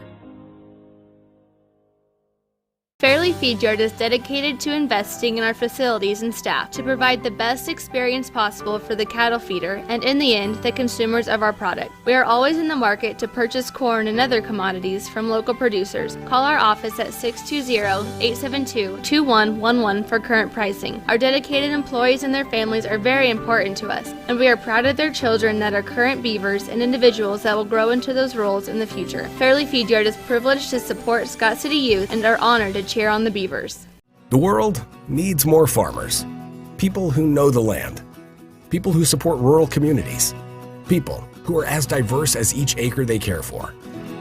But unless you've been born and raised on a family farm, it's nearly impossible to become a farmer. That's why we are building a team of people from our hometown and across the world to do what they love. We are not just a family farm. We are a multi-family farm. We are Volgamore Family Farms. Furrow Heating and Cooling of Scott City is a proud sponsor of Beaver activities. Brent and Angie take pride in helping our activities and support our students 100%. They can also help you with any heating and cooling needs that you have. Give Furrow Heating and Cooling a call at 620-872-3508 and see if they can help you with your needs today. Transform your farm's future with premium hybrids, robust data, and unparalleled expertise from Axis Seed Red Barn. We partner with you to customize a plan featuring industry-leading seed that matches your unique soil and growing conditions, helping you to farm differently and making your operation more profitable. Contact us at www.redbarn.ag to gain access to premium seed proven to outperform. And go Beavers!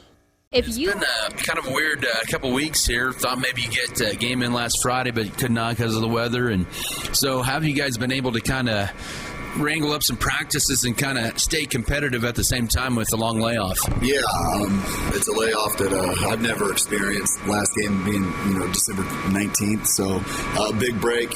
We gave them an extra few days there to start Christmas break just to kind of get them to rest, unaware that the weather wasn't going to cooperate and we were going to be taking an even longer break. So our guys have done good. We've managed to have some practices, some of which were not mandatory because of the weather. But the guys that were in town, the varsity guys for the most part, were all here. So we were able to get some things done. Again, not a lot of normalcy with the conditions in our practice schedules. So it's been a little bit off. The routine is not there. But, I know our guys are excited to, to finally have a game and go out and play. And go back a few weeks ago, Goodland, it was a good game. Just fell a little short, 64-57. Looking back from what you remember last time out, what are some things maybe you guys are looking to do to kind of improve upon that game? Well, at first, it starts off with rebounding the ball. We didn't really have a presence. Offensively, we ended the game with 0 offensive rebounds, which is, uncommon for us. So we've got to be more aggressive down there, fighting for loose balls and getting extra possessions. We got to keep them off the offensive glass, too. I think they ended up with 9 down there in Goodland, and that's a big difference in the game when you look at a 5-7 point game, something like that. So got to do better with that. Got to be better in transition. Brumball really got loose on us in that fourth quarter, and once he gets going, he's pretty tough to stop. That basket looks pretty big to him once he makes a couple of threes. And so our transition defense has to be better and offensive rebounding. Coach Brian Gentry, pregame here tonight, Scott City and Holcomb. It's a game that you guys come in at 6-1 and Holcomb at 4-3, and they're 3-0 here at home this year. And you take a look at this team. team. I know they've struggled here as of late, but it's their home court, and they're a tough team on their home court. Yeah, I mean, you said it. There's not a lot of teams that are that different, from home and away, and not that in a bad way at all. They're very competitive, they're disciplined, they're well coached. So it doesn't matter, at home or on the road. But for whatever reason it is, they shoot the ball quite a bit better, at home, and that's really been kind of their thing, as of late. With some of the games that they've dropped, they got behind early. The ball wasn't falling for them. So coming at home, they are extremely tough in there. And if they get hot early, that just fuels the confidence for them. And so we've got to be good. We've got to get good shots. Shot selection is going to be important for us. And we want to be relentless. Offense, defense, we want to set the tone. We don't want to let them, have any opportunities to just run set offense. For us offensively, it's about getting downhill, getting paint touches, collapsing the defense, and playing from there. So I know our guys are excited. You don't want to think about it. You don't want to, talk about it too much. But, a lot of these guys were on the court last year when the fourth quarter was like an avalanche coming down on us. We couldn't stop it. So I know they're excited to get after them tonight. Should be a fun one here. Tune up for Sterling next week. Coach Brian Gentry here in the pregame. And thanks again for the time here, Coach, and good luck to you guys. All right, thanks, Adam. That was Scott City Beaver coach Brian Gentry. Pregame interview brought to you by Farm Bureau Financial Services with Hudenberta Benz in Scott City and Leota.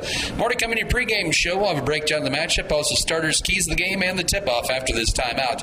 This is Scott City Beaver basketball.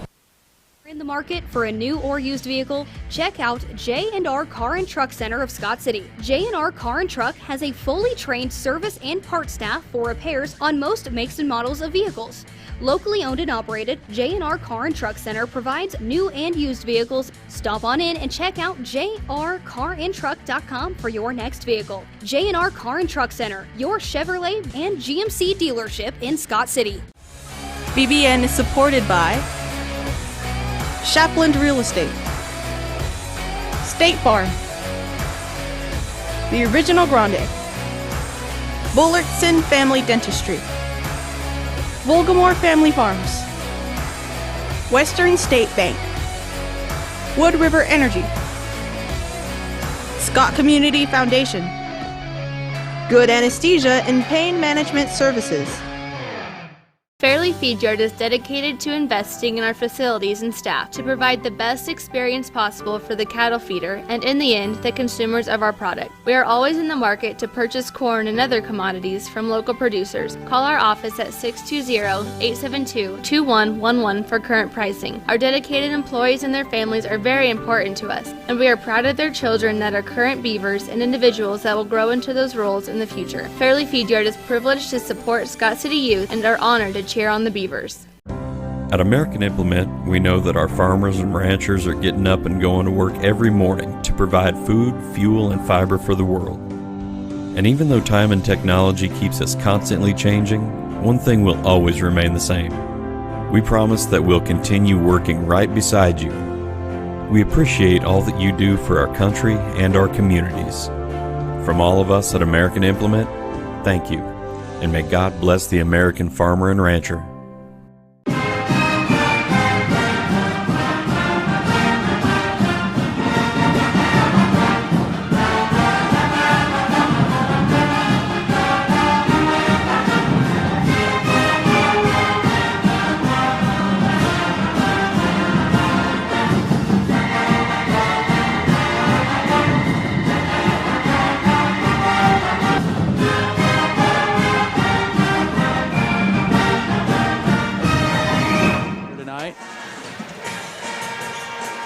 They got Scott City in February, but Holcomb tomorrow night.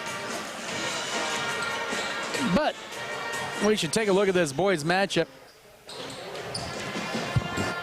Hold on in a moment.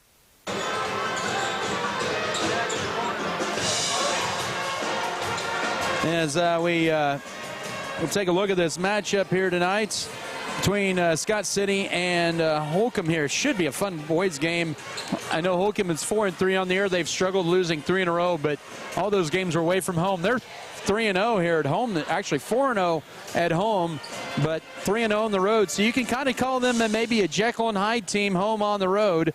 They would lose last Saturday night in their first game after the Christmas break by the count of 58-41 to the Ulysses Tigers. And they were without one of their sophomores, their starters, Corbin Johnson, who averages around 6.7 points a game. He was not in the lineup, but he is back in there tonight for Holcomb. Scott City hasn't played in what's been a long time, 24 days.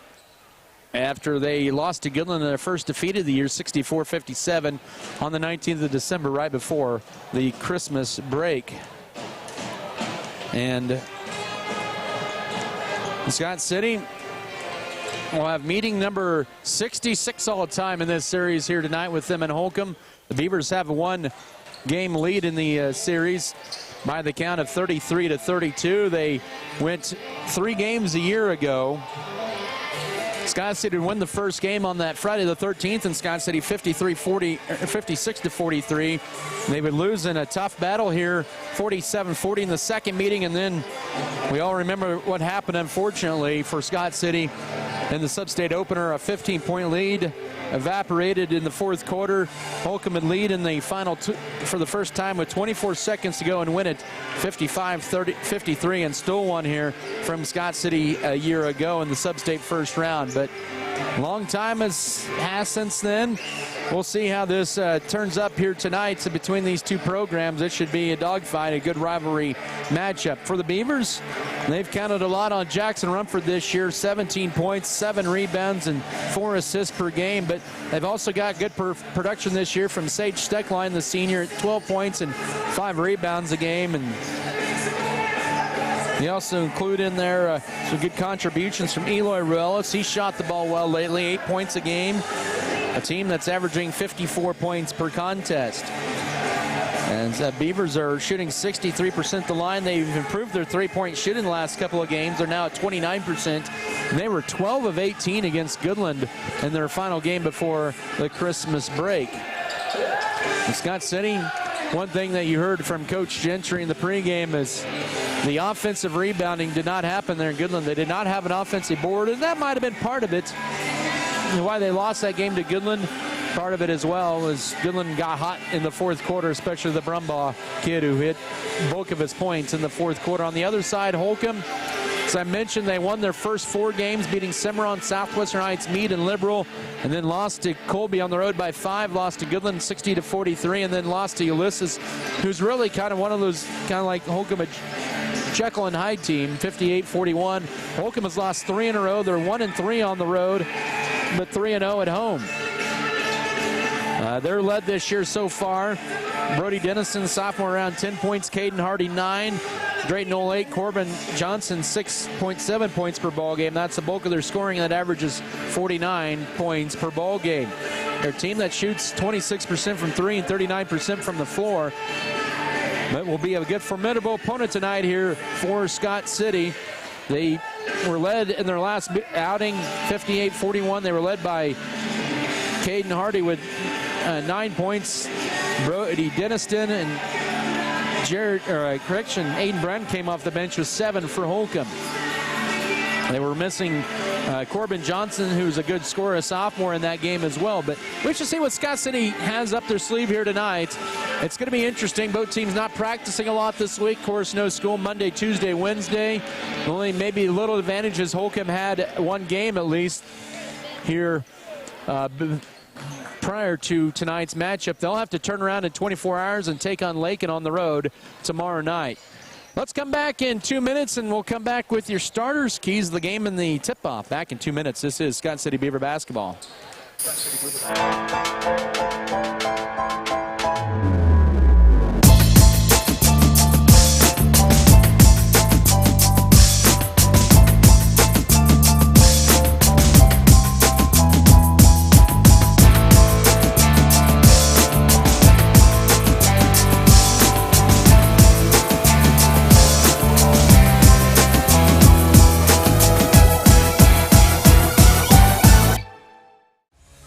BBN is brought to you by HRC Feed Yards, J&R, Next Tech Wireless, Red Barn Enterprises, S&T Communications, Scott County Hospital, Scott Co-op,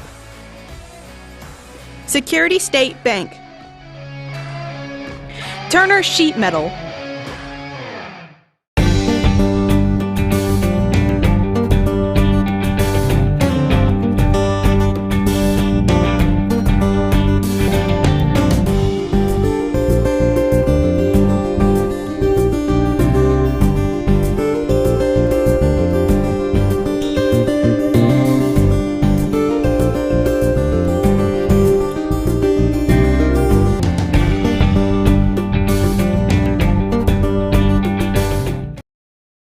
Even the weatherman knows for sure what tomorrow will bring. But if there's no rain in your future, a drought can and will happen. Although a long dry spell can ruin your crops, it shouldn't ruin your life. Make sure you secure your future with multi-peril crop insurance from QBE, NAU, and Western Kansas Insurance. You and your family deserve the QBE, NAU peace of mind. See Western Kansas Insurance Services at 310 Court Street in Scott City, Kansas today for more information. NAU Country Insurance Company and this business are equal opportunity providers. All right, starting lineups tonight presented by Security State Bank in Scott City and Leota. Free bill pay and online banking, safe, secure, and easy to use. Member FDIC for the Scott City Beavers, coached by Brian Gentry in his 7th season, assisted by Joey Meyer and Drew Kite. They will start Dylan Duff, the 5'10 senior, averaging at around 2.1 points, 2.3 boards a game. Eloy Ruelas, a 5'10 junior, at 8.3 points and 2.7 rebounds a game. Sage Steckline, the 6'6 senior, at 12.1 points, 5 boards a game. Alex Tarango, the 5'10 junior, at 9.1 points and 2.4 rebounds a game. And Jackson Rumford, the 6'5 junior, at 17.1 points and 6.7 rebounds a game. Dylan Duff, Eloy Ruelas, Sage Steckline, Alex Tarango, and Jackson Rumford. For Holcomb, they will be once again coached here by Chad Novak. He's in his 13th season. I can't believe that. He's the Graham Poombaugh of the Great West Activity Conference boys basketball coaches, assisted by Trevor Stapp and Aaron Miller. It's Brody Denniston. He is a 5'10 sophomore at 10.3 points a game. Corbin Johnson, a 5'11 sophomore at 6.7 points. Jared Harrell, a 6'3 junior at 6 points a game. Landon Leonard, a 6'1 junior at 3 a game. And Drayton Knoll, a 6'5 junior at 8 points a game. Brody Denniston, Corbin Johnson, Jared Harrell, Landon Leonard, and Drayton Knoll. We'll take another timeout, and we'll have the keys of the game in the opening tip. This is Beaver Basketball. As your local community foundation, we are dedicated to preserving local wealth so the communities in and around Scott County will forever remain an attractive place to live, work, and raise a family. We respond to the needs of our community through grant making, scholarships, and other special projects. To learn more, visit us online at scottcf.org.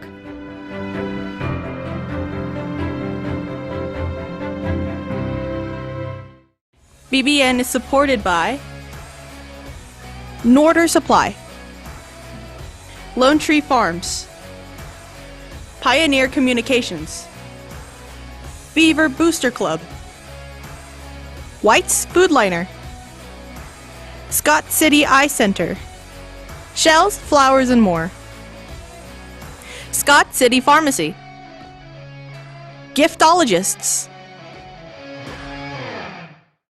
There's nothing more spacious than Western Kansas, and nobody closer than our communities. We are determined to keep our communities connected to schools, kids to teachers and parents. We believe a connected world is a better place.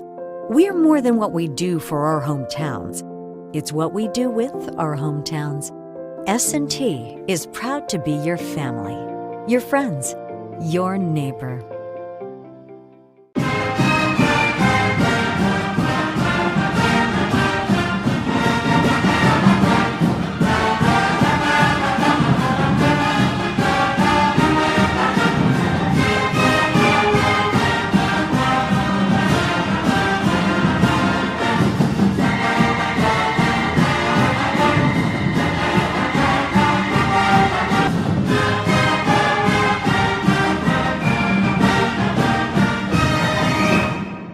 of the game presented by State Farm agent Michael Trout. Beavers on the road to Columbia blue tops with the white blue numbers and letters and dark blue trim. Holcomb, some brand new uniforms, I believe. They do have the white uniforms with the black numbers and letters and the orange and white trim around them. Jackson Rumford and Jared Harrell to tip in the center. Hope you enjoyed the broadcast. Game 2 of our doubleheader, as it'll be Holcomb winning the tap, and we're underway. Holcomb will move from left to right here in half number 1. It'll be the sophomore Brody Denniston running the point, and Scott City opens up man-to-man. Caden Hardy with it, guarded by Duff, goes around to scream, and then give and go. Eloy Ruelas steps in the passing lane for the steal. Here's Ruelas all the way, pump fake, bank shot. Oh, he traveled with it. He traveled with it underneath, and both teams with the turnover right off the bat. It was a good effort by Ruelas on the pump fake. His momentum got him carried a little bit too far. And it'll be Holcomb's ball, 17 seconds in as the Beavers are going to apply some full court pressure. Almost a walk there into the front court. Here comes Hardy. Actually, he is starting tonight. I was wrong on that. And not Corbin Johnson, who's not starting. Excuse me. Give and go underneath the knoll. Deflected, and Scott City with 2 possessions on defense. And they have forced 2 turnovers, scoreless for 34 seconds into this game. Eloy else with it, goes right to left with the dribble out high as Holcomb opens up. And defense, they'll give it into Steckline toward the right block, and he's bulldozed by Drayton Knoll. That time his first, and that's the ball game's first foul. Knoll only had 2 free throws against Ulysses on Saturday night, and no field goals, and did not play in the fourth quarter against the Tigers. As it'll be Holcomb, or Scott City inbounded in. Up top to Duff. Left all alone. Now to Rumford. You can hear the groans of shoot it on the Scott City bench. Up and under, scoop shot, no for Rumford, and the rebound to Knoll for Holcomb. First minute of this ball game, no score. Holcomb with their 3rd possession. Here's Denniston weaving his way to left wing, and now out high to Caden Hardy. Hardy with it. Guarded tightly by Trango. Top gets it. Almost had a screen, but didn't use it. Good defense out high, and now goes over to Leonard, and we got a timeout. Coach Chad Novak not happy with this team as he burns an early 30-second timeout with 6:46 to go here in the first quarter. Basketball presented here tonight by Levitt, Lone Tree Farms and Livestock, McCarty Family Farms, Metzger Appraisal, and Metzger Family Farms. Also Midwest Mixer. Miller Veterinary Clinic, Norder Supply, New Life Market, Plain Jan's Plan, MH Insurance, and Pokey Feeders. So no score here with 6:46 to go first quarter. You can tell Coach Novak not happy with this team calling an early timeout like that.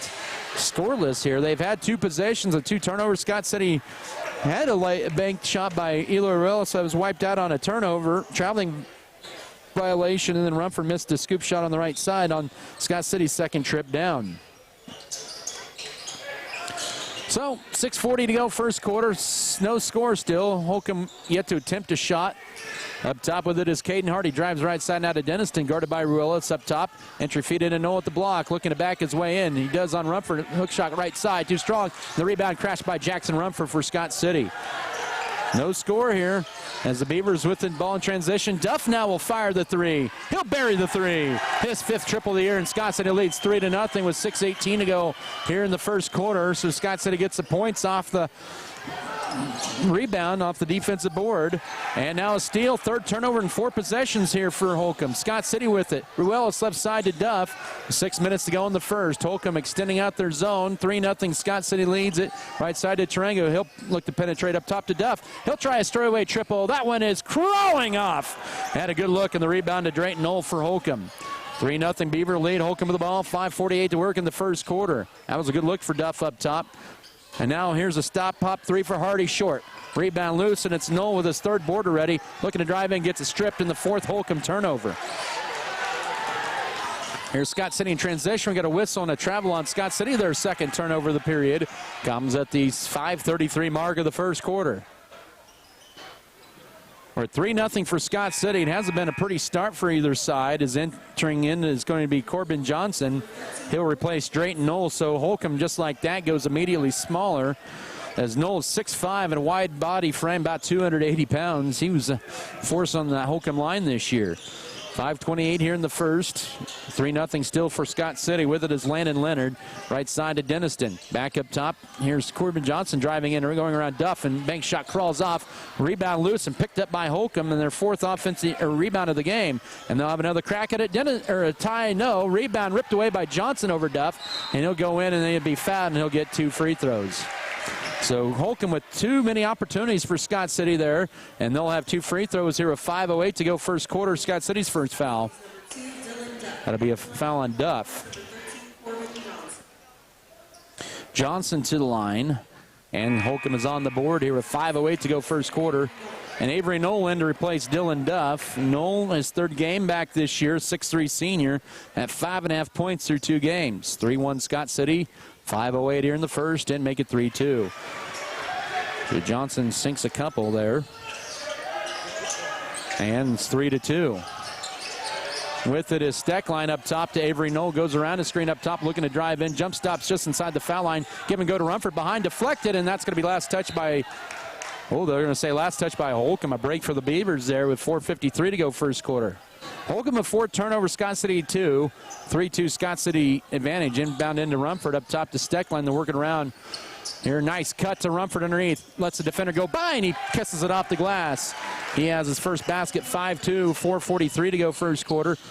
He had a big performance this last time. In the mark of this first quarter, they get a trap, and almost going to steal, and they do. Here's Chirango. His left-handed layup is good. And then he has 5 in a row, and it's 10-2 with 4:02 to go first quarter. Already 6 Longhorn turnovers in this first quarter. We've played just a little over 4 minutes. With it is Corbin Johnson. Bounce pass up top to Brody Deniston. Beavers up by 8 with 3:48 to go. Almost another turnover there. Hardy with it. Now to Corbin Johnson. Gets a screen. Steps back. Goes left side over to Aiden Brown. Here's a left side 3 on the way. And that is good for the southpaw. Caden Hardy is 16-3. Their first of the night. It's 10-5 with 3.5 to go first quarter. That'll end the 7-0 Scott City run. Rumford with it. Wanted to go back door to Knoll, but could not. Quickly guarded. Now Chirango has the last 5 into Rumford. Holds it. Now we'll put it on the floor. Looking to drive in. A little pull-up shot in the paint. He has 4. 12-5 with 3:15 to go first quarter. Scott City playing a little token, full court pressure, and almost steal. Almost a foul there. That got a little angry by the Holcomb fans, and now looking to drive in. Here's Brown. Cut off. Up top it goes to Deniston with 3 minutes to go first quarter. 7 points. Scott City lead. Holcomb's ball at 12-5. Brown up top. It goes to Caden Hardy. He'll drive in all the way. Nice strong move. Layup. No. Might have been partially blocked by Steckline, and he draws the Drayton Knoll foul, his second, and that'll be Holcomb's second foul of the quarter. It was a good move by Hardy driving in, and he did everything right but finish it. And is Brooks Bailey for Scott City for the first time, the 5'10 junior, replacing Alex Chirango. And also back in is Jared Hurl, as Drayton Knoll will exit with 2 fouls.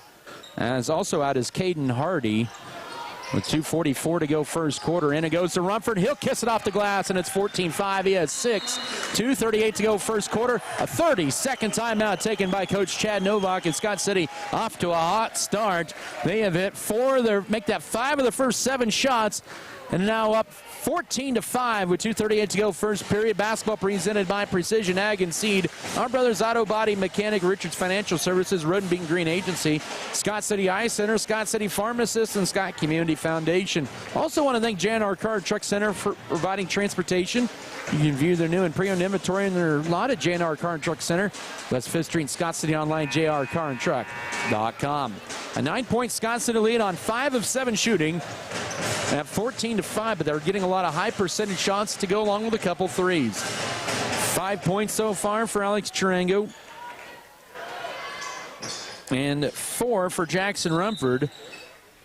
It's 14-5 here with 2:37 to go first period out of the timeout. Scott City 6 of their first 8 driving in. Here's a layup high up the glass, and that's down. That's Harrell with his first basket. 14-7, 2:22 to go first quarter.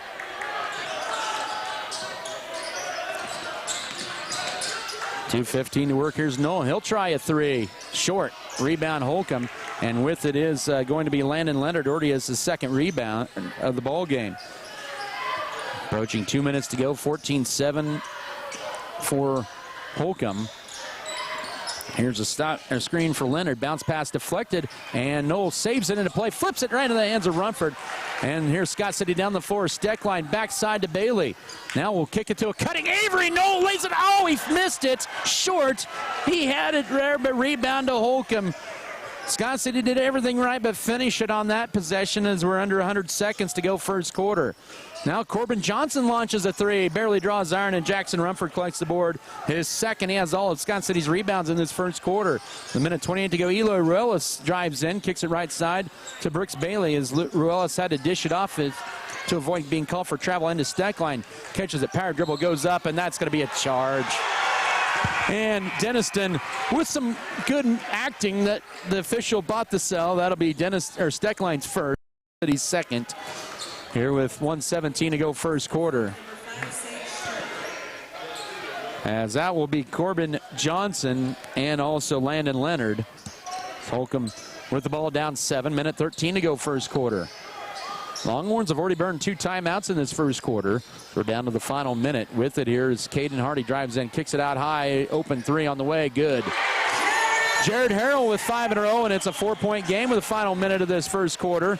And Holcomb with 5 in a row to pull to within 4. Down to 50 seconds to go. Rumford with it. And Coy Vance is in there for the first time. Now Bailey with it here as he'll drive right side. The Duff to right corner with 40 seconds to work up top to Avery Knoll. Knoll holds it, 14-10, Scott City leading the ball. Knoll spin move. He probably double dribble, missed the layup a little strong, and Holcomb with a rebound back the other way. 28 seconds to go. Holcomb the 5-0 running the ball. Probably going to go for the final shot here of the quarter at 14-10. Halftime. And driving in, a layup is no good, but a foul. And 2 free throws coming up as Dylan Duff fouls for the second time, and that's Scott City's third. Dennis to the line for 2 charity shots. 14-10 with 21.1 to go here in the first. Denniston averaging around 10 a game, clanks that first one off. Ruelas in to replace Duff. So Scott City on a 2-minute scoring drought after they went up 14-5. It's right now 14-10. Jared Harrell the last 5 for Holcomb. And that free throw will drop in for Denniston. His first point makes it 14-11, 21.1. It's a 6-0 Longhorn run. As they're back to within 3, 18 seconds to work first quarter. Up top with it as Tarango goes right side to Rumford, holds it 12 seconds, then back to Tarango, back to Rumford up top. Dribbles between the legs, up top, loses a dribble and a turnover. 4th Scott City turnover, driving in. Here's Harrell, he'll lay it up, and it's a 1-point game, 14-13. And here's a half-court shot that won't count. Holcomb goes on a 8-0 run in the final, 2:22 of the first quarter. And it is a 1-point game going in the second quarter at 14-13 for Scott City. Back in a minute, this is Beaver basketball.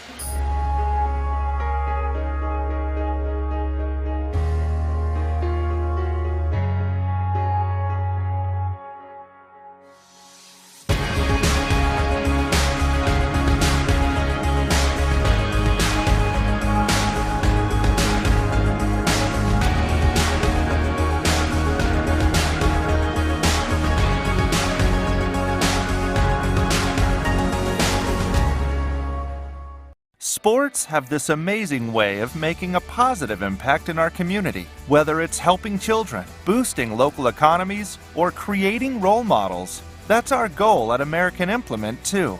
We believe in being a part of the communities we serve by just being a good neighbor. Thanks for being ours.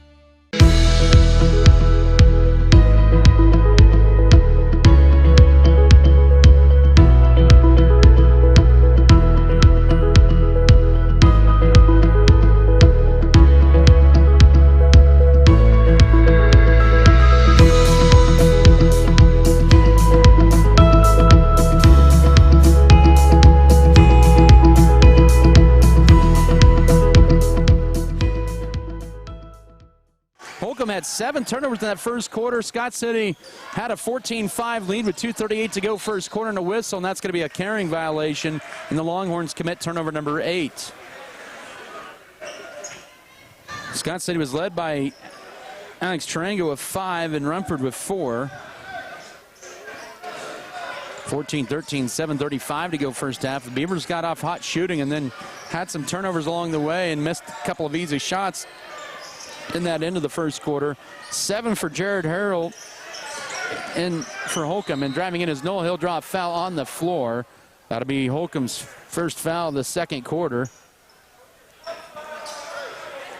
That foul will be charged to Keegan Johnson, who's in for the first time, the 5'6" junior. That is his first foul of the quarter. So Holcomb has gone 3 deep in their bench as well. They'll get it into Steckline, looking to back his way in. Little hook shot up. No, rebound. Oh, my goodness. They're going to get a pretty tacky foul on Avery Knoll, and that'll be his team's first of the second quarter. And all he was trying to do was go for the rebound, and he really didn't make a lot of contact, but both teams with 1 foul in this quarter. And Holcomb with another opportunity to take their first lead of the night. We're first minute in the second quarter. Scott City on a 3-minute scoring drought. It is 14-13. Not been tied yet in this game. Right corner, here's Keegan Johnson driving in. Uses up a dribble, finds it to Aiden Brown up top. Now goes over to Caden Hardy. Left side, Denniston will penetrate. Cut off, 6:50 to go first half, 14-13. Holcomb with the last 8 points of the game to pull to within 1. Now driving in, here's Hardy, flips one up, banked it in, and no foul called on that one. That's 11-0 run, and Holcomb with their first lead at 15-14. Make it a 10-0 run with 6:35 to go here in the first half. That's his 5th point of the night. Wow. Here's a 3 up top, no, tipped out high to Steckline. That was by Rumford. And Scott City will have another crack at it, down by 1. Their first deficit of the night. 6:20 to go second quarter. Driving in, here's Alex Tarango. Nice dish. Avery Knoll gets it blocked, but they call a foul that time on Harrell. That'll be his first, team second of the quarter, and 2 free throws for Avery Knoll. And a nice flash to the basket that time with 6:15 to go first half. 2 free throws for Knoll. He's 3 of 5 there on the year, and he has the first tie of the night. It ends a 10-0 Holcomb run. Landon Leonard and Corbin Johnson back into the Holcomb lineup. We're tied at 15, 6:15 to go first half. Scott City's first trip to the line. Knoll with another free throw. Too strong. Rebound wrestled away by Sedge Steckline. And now Knoll into Rumford. Catches it. Pump fakes. Goes up and can't get it. Tip up and in by Rumford. He has 5 rebounds and 6 points. And Scott City back on top with 6:04 to go first half at 17-15. And tie up near half court's loose, stolen away by Scott City. Ruella stops, pops a 3, and it's too strong in the rebound to Denniston. A little heat check there for Ruelas. Holcomb with the ball, down by 2. 5:40 to go. Denniston splits the defenders. His scoop shot leaves it short. Eloy Ruelas collects the board for Scott City. His first rebound of the night in transition. Here's Avery. No! Little kiss off the glass for 2. Timeout for Brian Gentry as the Beavers 5 in a row with 5:33 to go first half. It's 19-15 Scott City. Basketball also brought to you tonight here. We got to thank Scott County Abstract and Title Company, Scott Cooperative Association, Scott County Hospital, Scott County Records, Scott Pro, Security State Bank, Sharp Shooting Supply, Specialty Risk Insurance Agency, Spencer Pest Control, State Farm Insurance, Stevens Veterinary Services, Original Grande, and Trophy Wine and Spirits. Don't forget tomorrow, Scott City Wrestling. It's the Scott City Wrestling Classic. They're going to be, the boys will be in the big gym at 9:30, and in the auxiliary gym it'll be the girls tournament at 9:30 tomorrow as well. They're up in Scott City. 18 teams, I believe, 18 or 19 this year. It's a high amount of teams this year for both the boys and girls here this year at the Scott City Wrestling Classic. Beavers have been off to a good start this year. They had a duel tonight against Hoxie, who's been a perennial power in 3-2-1A over the last few years. Out of the Scott City timeout, Holcomb's ball. 5:25, a 4-point lead here in the second quarter for Scott City, 19-15. Brody Denniston into the front court here with it as he's guarded by Avery Knoll. Beavers going man-to-man. Bounce pass left to Corbin Johnson. Johnson will drive in, stops, loses his footing, but saves the possession with a pass left to Landon Leonard.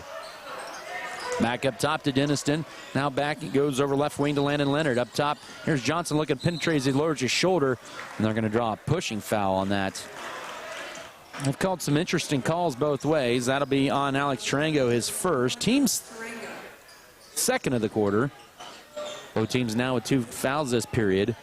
5:03 to go. Lob into Johnson. Catches it, guarded tightly by Tarango. Duff already on the bench with 2 fouls, and Drayton Knoll, who has 2 fouls for Holcomb, sent to check in. Left side, now guarded 3. It might have been partially blocked, but a little strong that time for Leonard. And the backside board to Eloy Ruelas for Scott City. 19-15, 4:45 here in the second quarter. Left side to Avery Knoll.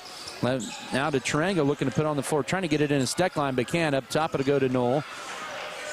We'll go right side to Eloy Ruelas. He'll drive, stop and go. Floater in the paint. Too strong. Rebound Holcomb. Brody Denniston, his third board. Good look for Ruelas. Just couldn't get it to drop in and a whistle. And wow.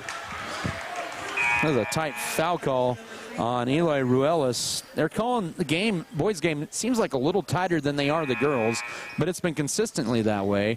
That is going to be Ruelas' first, team's third of the quarter.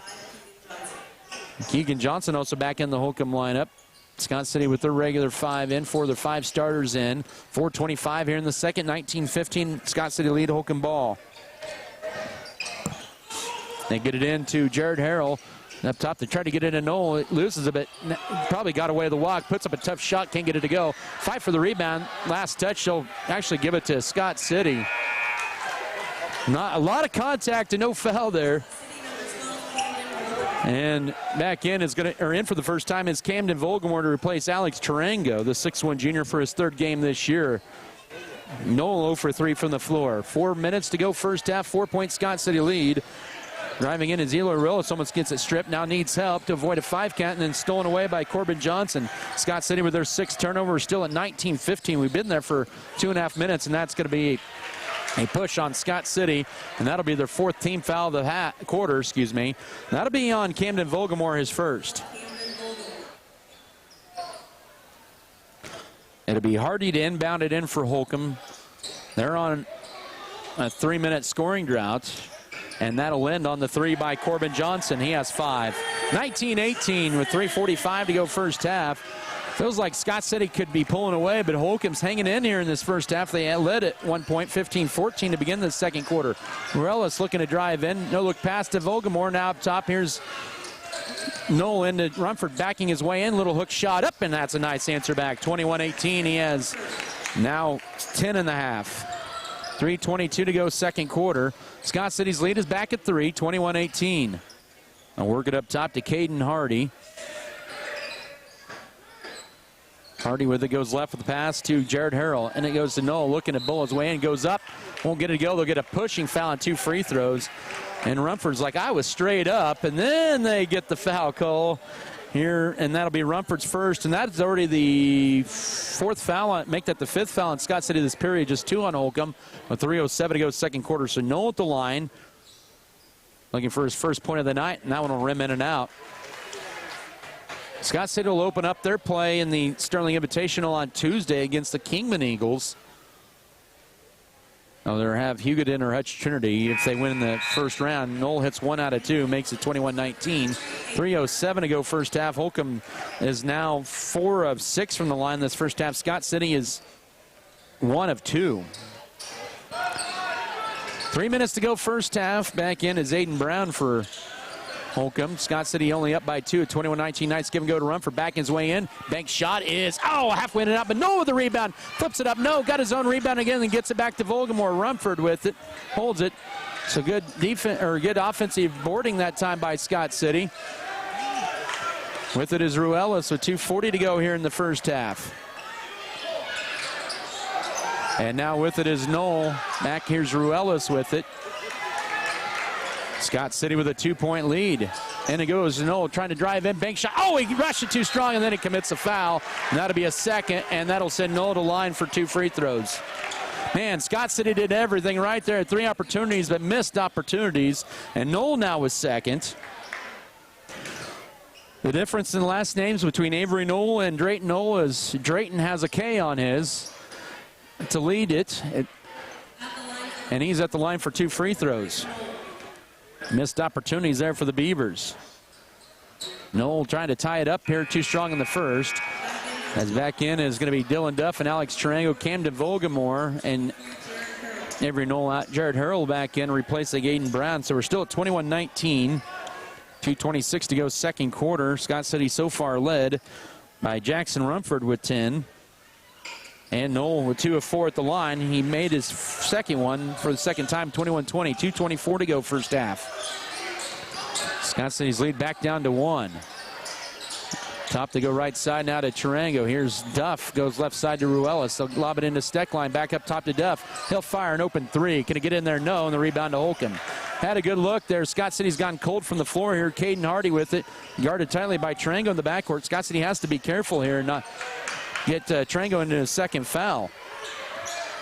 Minute 55 to work before intermission. Right side, it goes over to Jared Harrell back up top. Now entry feed stolen away, and that'll be Holcomb's 10th turnover of the half. Good defense that time by Rumford. Pump fakes on that. Now Steckline with it, the foul line, looking to drive right side in the corner to Duff. Turns down the three. Up top with it now, entry feeding into Rumford. Faces up, takes a flat-footed shot over Jared Harrell and knocks it home. 23-20, or 21-28 to go first half. Scott City back up by 3. Rumford with 12, 8 in this quarter. And officially now with it is Denniston almost over and back. Pretty close, but had enough room to spare there. Minute 15 to go first half. Left side, here's Corbin Johnson. Now Denniston in the right corner. 3 for the tie is good. You knew it was going in for Caden Hardy, and we're tied for the second time at 23. 1:05 to go here in the first half, 23-23. After a higher scoring first quarter. Man, that was a push in the back that time on Holcomb, and now Rumford will drive in, and another foul didn't get called. 51 seconds to go first half. Up top with it is Eloy Ruelas. Now to Jackson Rumford. Holds it, guarded by Harrell. 38 seconds to go first half. He needs to put it on the floor to avoid a 5 count, and he just does that spin move. Holds it, needs help, finds it up top to Steckline. He's looking to drive left. And they're going to call a foul on Corbin Johnson. That's an interesting call, to be honest there. I thought at first they were going to get the offensive foul on Steckline. That's his first, team's third with 30.9. Coy Vance back in for the Beavers with 28 seconds to go second quarter. Ruelas with it. Guarded by Dennison that high, gets a screen, dribbles it toward the right wing, trying to lob it in, but can't. Back up top to Coy Vance. He'll drive in. Lobs it back out high to Steckline with 17 to go first half. Beavers tied at 23 here with Holcomb. Back to Rumford with 10 seconds. Looks at the scoreboard with 8, 7, and now 7, 6 seconds. Here is Ruelas. 5 seconds. Scott City needs to get something going. 3, 2, 1. And Vance will throw it up, but that's not going to count. And not a good end of the first half possession here for Scott City.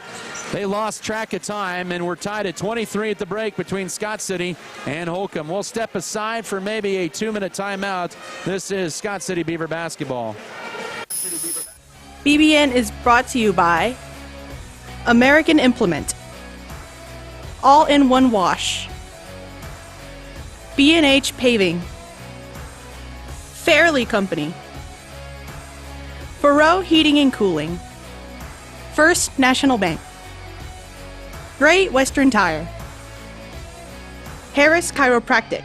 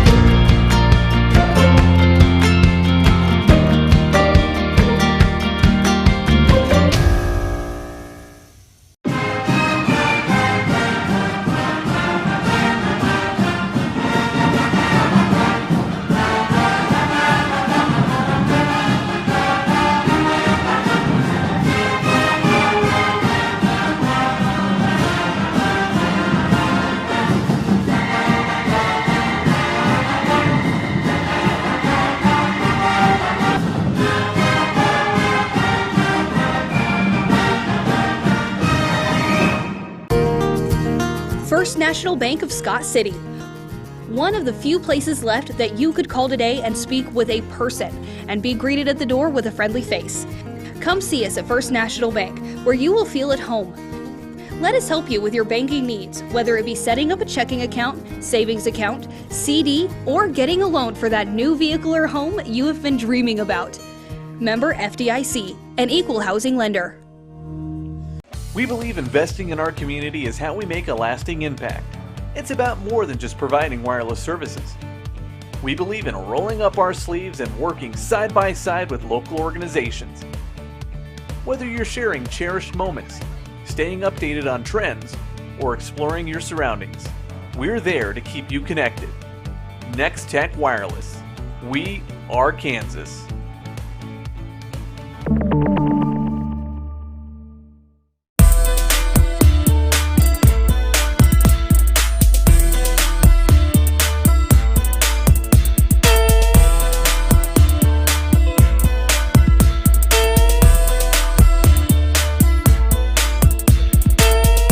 Confidence to take it to the inside. Kendall took advantage of the girls that were guarding her, and she was really attacking the basket, which then gave her the confidence to step out when they went to the zone and knock down her threes. So both of them had all the confidence in the world and worked hard and battled. So, you know, they did a great job tonight for us. I thought at times your defense was pretty good. I know it didn't show up with the Jones girl. I think that that basket just got bigger and bigger for her. She put up some tough shots, and you guys are right there on defense. You know, I think, you know, Erica had the Jones girl most of the night. Avery had Jara most of the night. Those girls are talented, great players, and we knew they would score some shots. But those two playing defense, and then our help defense on top of that, they had to earn every single shot they did. So, you know, I was super proud of their effort, you know, and that takes your legs away. It takes, you know, a lot of things. So, you know, defensively, overall, you know, them two having the initial, but everybody else doing the help defense, you know, I was super proud of them. And I know your rebounding got little. I thought it struggled early on. Holcomb was getting a lot of those 50-50 balls, but I thought as the game wore on, you guys got more confident, got stronger in the rebounds. You know, we didn't rebound very well at all the first couple minutes. They were getting a lot of second shots and scoring quick off the basket. And then we made some adjustments. We talked to them, you know, and we started to control the boards and really going after it. And that's what we got to do from the very start, you know. When you have a good team like that, you can only allow them one shot every possession. You know, you don't probably believe in moral victories, but I think there's a lot you can take out of this game that'll pay dividends for you guys, and you're going to get games like that down the final stretch. You know, we played Colby and Goodland before Christmas, and our attitudes, our work, it was just going a little bit downhill. And this game, they came out on fire. They had the desire. They were determined. You know, if we play that way, we can win a lot of games. But, you know, we've got to understand that it takes all of us to do every little thing. And so I'm super happy the way we played, and that's going to really carry over. I said we got to have that same effort on Monday and then the following rest of the week at Sterling. Yeah, kind of a tough turnaround. You guys are, well, I only have maybe a couple days, if that, to prepare for Kingman on Monday. You know, we're going to have a shoot-around on Sunday night to try to get ready for Kingman, but I told the girls they need to enjoy this. You know, I told them, make sure you have a smile on your face.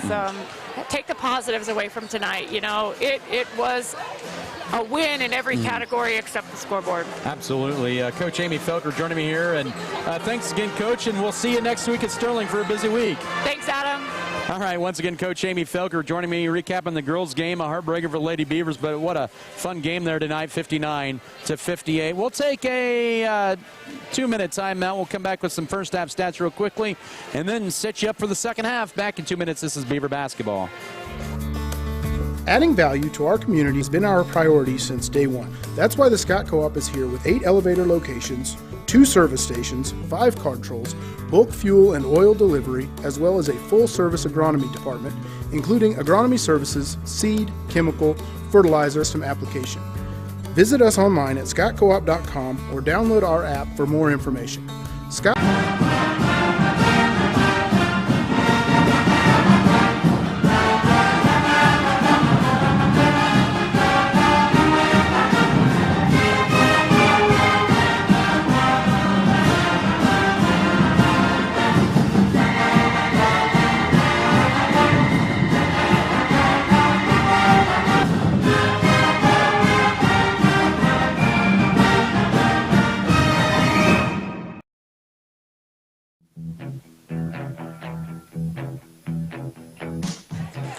All right, we're wrapping up our precinct 3 in that first half.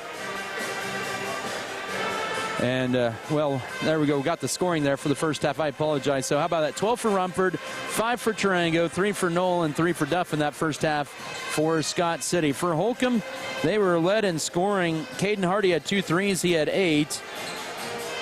Also 5 for Corbin Johnson and 7 for Jared Harrell and 2 for Drayton Knoll. At the foul line, it'll be Holcomb's ball to begin the third quarter. Scott City with Jackson Rumford, also Dylan Duff, Alex Tarango, Eloy Ruelas, and Sage Steckline. Holcomb with Brody Deniston. And Corbin Johnson, who takes a shot at the foul line, is blocked by Rumford, and Rumford with the board. The Beavers tied at 23 here. Also out there in the game, driving in. Bounce pass backside. Knoll, who'll kiss it off the glass. His first field goal. And Holcomb with a 25-23 lead with 7:06 to go third quarter. That is actually their largest lead of the night at 2. First minute of the third period. Up top with Ford, he'll go right. And that's going to be a blocking foul out high on Jared Harrell, his second, team's first of the third quarter. Chad Novak thought maybe that was a push-off by Rumford extending the forearm, but that was not the case, as that is going to be Corbin Johnson. Landon Leonard enters. 6:57 here in the third. Tarango to try to inbound it in. He'll get it to Rumford. Backdoor, trying to get it to Steckline and trying to wrap it around Leonard. He picks it up and does kick it out to Ruelas. He'll spot up for a 3 in the lead. Oh, that's looked good, but can't drop in. And Holcomb pushes it back the other way, up by 2 here. The first 3 was blocked that time, but underneath it'll go underneath the Harrell. He'll go up, scored, and 1. The 3 was blocked for Leonard, and Harrell ends up with the rebound, right place at the right time, and Holcomb now with the 7-0 run, 27-23 with 6:39 to go third quarter. The foul on Alex Tarango's second, the first in the quarter on Scott City, and Harrell with 9 and make it 10 and makes it 28-23. It's an 8-0 Holcomb run. They've had a 10-0 run and an 8-0 run this game. Scott City started out up by 9, and Holcomb has come back and leads it by 5 and a whistle and a foul on Knoll. That'll be his third. And nice give and go to Eloy Ruelas, looking for his first points of the night. Scott City at the line tonight is just 1 of 2, as that foul on Knoll, his third. 6:30 to go third quarter. Here's Leonard back with it. 1-on-2 numbers. Stops as he guarded by Steckline immediately. That was a good look for Ruelas in the left corner. Just couldn't drop it in. 5:10 to work third quarter. Driving in. Here's Leonard. Jumps and he gets Steckline up, and he's okay. Foul on the floor. And Steckline, his second foul. That's Scott City's second foul of the period. And it's going to be Corbin Johnson for Holcomb in, and for Scott City's Avery Knoll. And that will be Duff. Out for Holcomb is Jared Harrell. 30-28, Holcomb with the lead in the ball. 5:06 here in the third. Left corner to Aiden Brown. Now they work it up top here to Brody Deniston. Deniston looking to drive in. Uses up his dribble, needs help. Finds Leonard in the right corner. Bump fakes. Out back over here's Brown. Stolen away, and Holcomb's 11th turnover of the night. Beavers looking to tie it or take the lead back. Here's Knoll. Right baseline to Tarango. Baseline jumper for the tie. Short rebound into the hands of Deniston. Had a good look, just could not finish it. 30-28, Holcomb lead with the ball. 4:40 to go third quarter. And points off turnovers for Scott City may come back and bite him here. Haven't taken advantage of many points off turnovers here tonight. Up top with it is Corbin Johnson, left side, and a 3 on the way for Hardy is no good. Rebound tipped around, and Rumford's going to pick it up for Scott City. He already has 8 boards to go with his 12 points. In transition underneath Knoll, that's going to be a whistle. It'll be a foul on the floor. That's on Corbin Johnson, his second. Already Holcomb's third of the quarter with 4:19 to go third quarter of play. Johnson with the foul. His second. Ruelas to trigger it in for the Beavers. Lobs it into Steckline, then hands it off to Ruelas, looking to penetrate. Pulls up, jumper for the tie. Teardrop shot is good. He has all 4 points of the game in this quarter. We're tied for the third time at 30.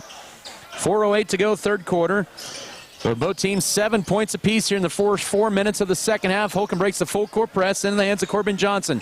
Left side, Denison will launch a 3. Off the heel, rebound, no backside. Hardy, and a pushing foul on Alex Tarango. That'll be his third. third with 3:55 to go third quarter, so he's the first Beaver with 3 fouls. Keegan Johnson in for Landon Leonard. And Brooks Bailey also in for the Beavers. With 3:52 to go, driving right side is Hardy. Now, Ruelas, his momentum carried too far, and that's his third foul, or second foul. And just like that, Scott City with 4 fouls in the period. So both teams with 4 fouls in this quarter. We're tied at 30 with 3:48 left here in period 3. Inbound into Brody Denniston. Denniston walking across the half-court stripe. Scott City has not won in this building since 2020. And now here with it here is Keegan Johnson. His teardrop, it'll bounce in the paint. His first basket, 32-30, 3:29 to go third quarter, and Holcomb back up by 2. So Scott City back down 32-30, 3:20 to go third quarter. The Beavers have not led here in this second half. Up top to Sage Steckline in to run for great position. Loses the handle of it. Noel will save it into play, but he doesn't get there in time, and Scott City with an unforced turnover.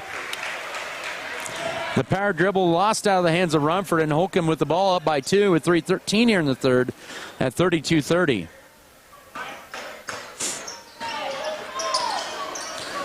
Denniston to walk it across. There were 3:05 here in this third. Goes left for the pass to Caden Hardy. Up top to Corbin Johnson. Now goes right to Brody Denniston, guarded by Ruelas. And now driving in. Oh, that was getting away with a walk that time was Hardy. Now it's going to be a travel that time on Corbin Johnson. And that'll be their 12th turnover of the night. So they didn't eventually get the traveling call. And just took the second player to travel. And Scott City with the ball down to with 2:40 to go here in the third. 32-30, Holcomb in the lead. Scott City with the ball. Noel trying to lob it in. He'll just stop and pop the 3. He'll be short on that one. Denniston with the backside board, his 5th rebound. Scott City trailing in the rebound department once again here tonight. Maybe they're the bigger team. Here's a flip shot up. No, but Denniston with 2 foul shots coming up here.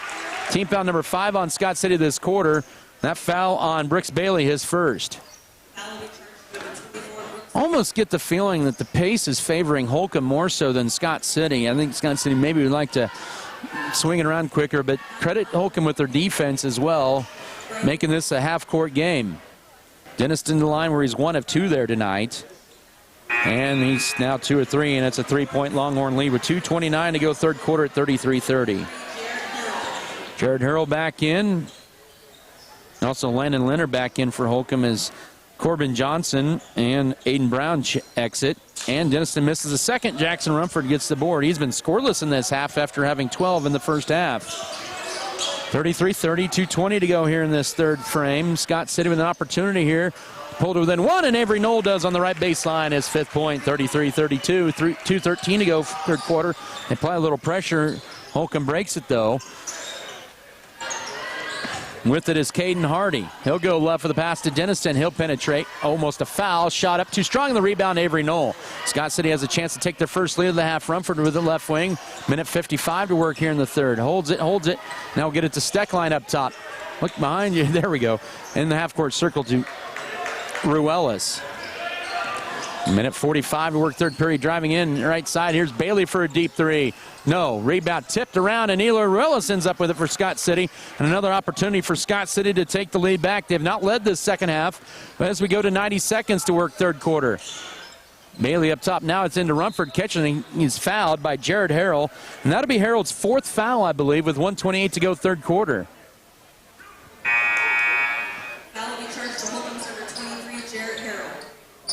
They have not put it up on the board. Yep, there it is. That is his 4th foul with 1:28 to go third quarter. And Jackson Rumford, his first trip to the line tonight, where he's 70% on the year. For the tie. Oh, it rims in and out. Scott City 2 of 3 in this quarter. Now 3 of 5 for the game. Coy Vance going to check in. Drayton Knoll also in. Sage Steckline exits. Dylan Duff in. Out is Brooks Bailey, and the substitutions continue. Corbin Johnson in. He'll check in for big brother Keegan.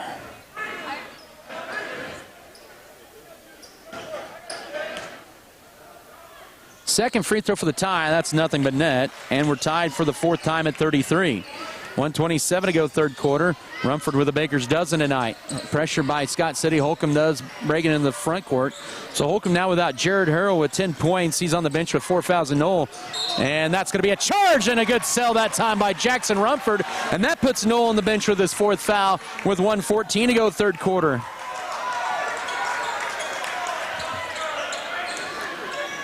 And the official bought the sell on that one. And Knoll now with his 4th foul with 1:10 to go third quarter. Scott City with a chance to kick their first lead of the half. Ruelas with it, needs help, finds Jackson Rumford with a minute to go third quarter at high. He'll launch a deep 3 from Garden City and bury it. Jackson Rumford with a 7-3 and it's 36-33. Scott City on a 6-0 run with 50 seconds to go third quarter and a whistle and a hack on Ruelas at high. That is his 3rd with 51.7 to go. And that'll send Brody Denniston back to line where he's 2 of 4 from the line tonight.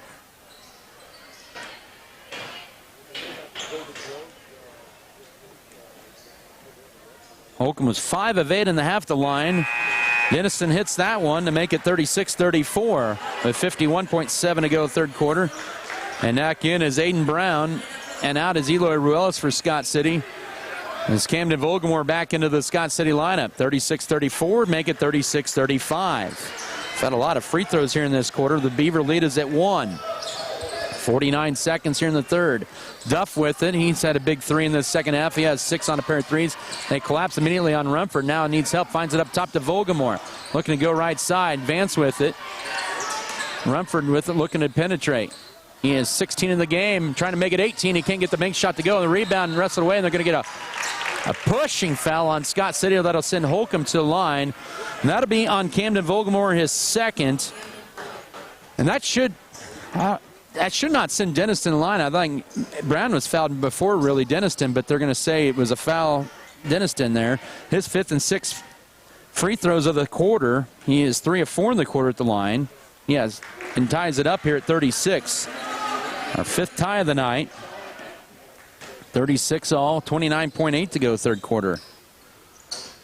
And that one hits every part of the rim and bounces in. And Holcomb back up by 1. Our 4th lead change of the night, 37-36. The Beavers with the ball down 1. 20 seconds to work third period. Off a screen left wing to Duff. Now skip it over right side to Volgamore. Back up top to Coy Vance. Turns down the 3. He'll drive in. He'll hang bank shot up. No, but he'll get fouled and he'll get 2 free throws. Aiden Brown with a foul, his 1st. Holcomb well into the penalty, and 2 free throws for Coy Vance, where he's 3 of 5 at the line with a chance to tie and take the lead for Scott City here late third quarter. First free throw on the way. Good. That's our 6th tie of the night at 37 all. 14.9 here in the third.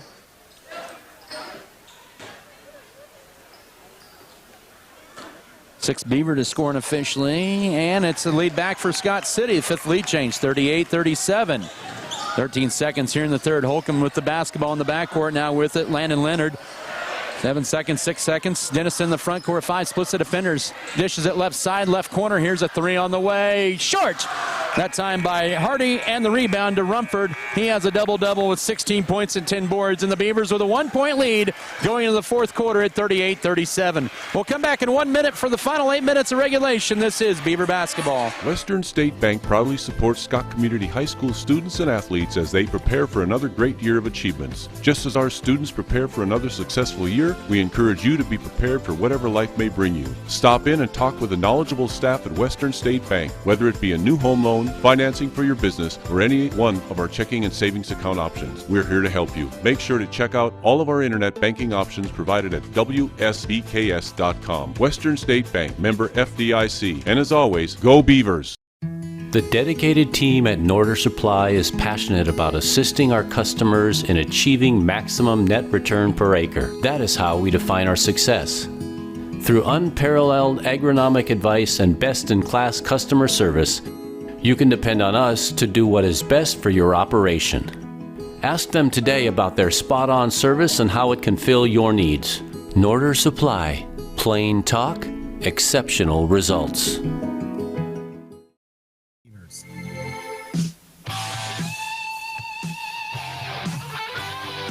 1 point lead for Scott City to be their ball to begin the fourth quarter at 38-37. It's been a good game here tonight. Knew it would be coming in, and it has turned out to be that way.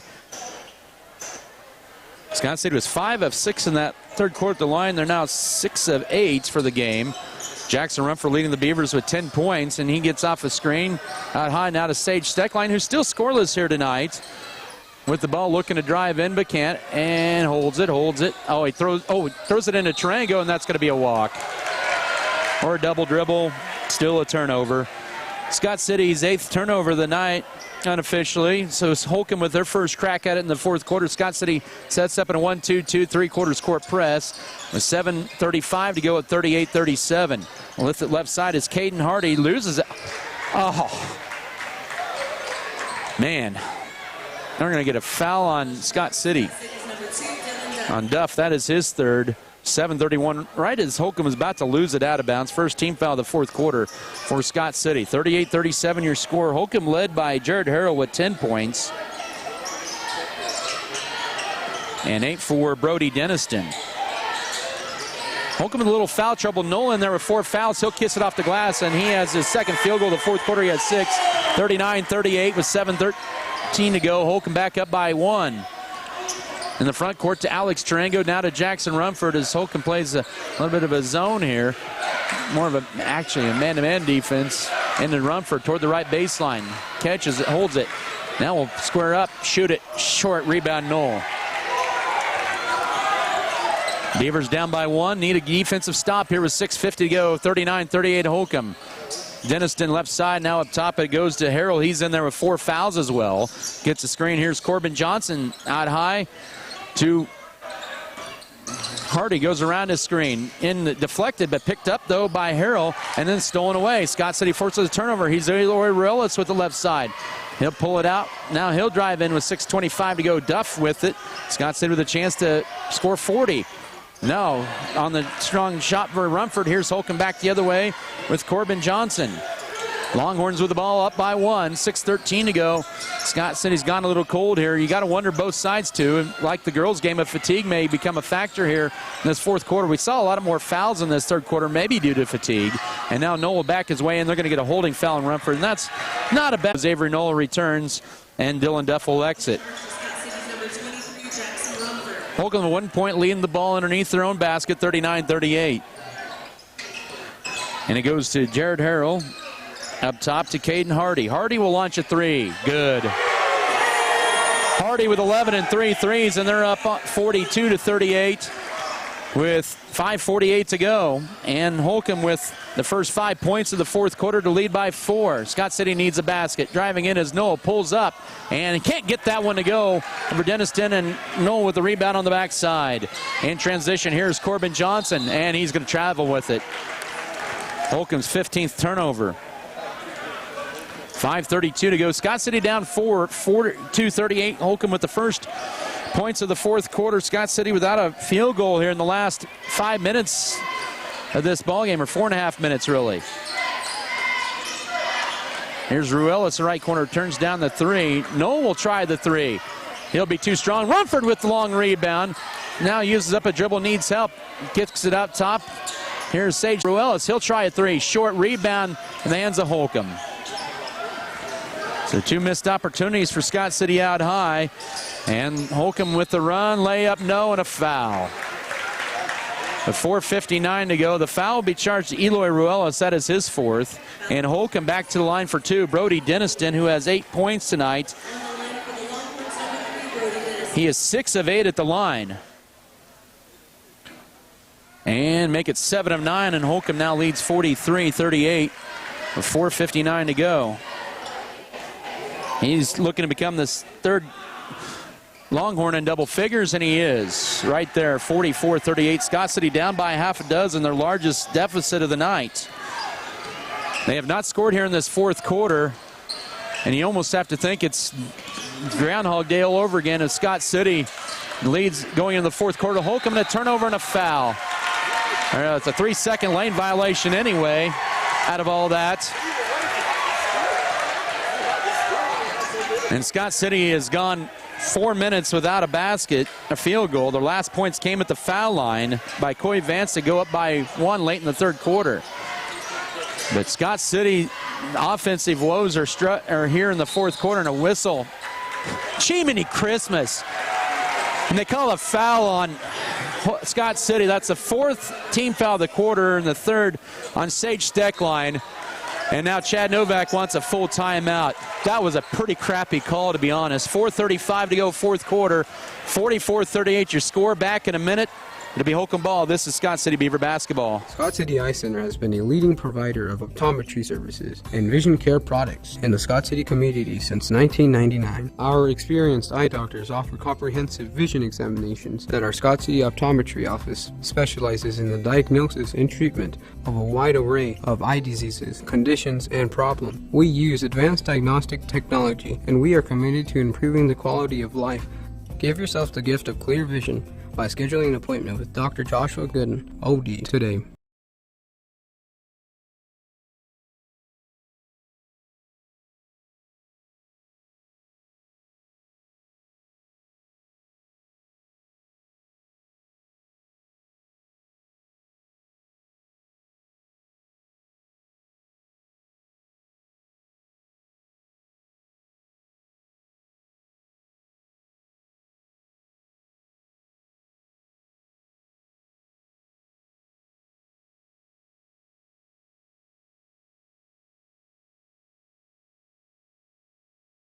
To go, 44-38. Scott City has committed 4 fouls in the fourth quarter. Holcomb has not. And I'd say that some of the fouls are legit. Some of them are, some of them aren't. But, man, sometimes you just got to let them play a little bit. The Beavers need to score, though. That's been their own Achilles heel. They have not scored in the fourth quarter, and Harrell too strong in the 3. And Ruelas will track it down the corner for Scott City, and he'll get it to Jackson Rumford. That almost was a mistake for Scott City. But now the Beavers with it. Avery Knoll trying to drive in, wraparound pass, and he throws it away. And then so that's a foul on Rumford, and that is his 3rd. And all of a sudden, Scott City with 5 fouls in this fourth quarter. Holcomb yet to shoot, and 2 free throws coming up with 4:15 to go. Good grief.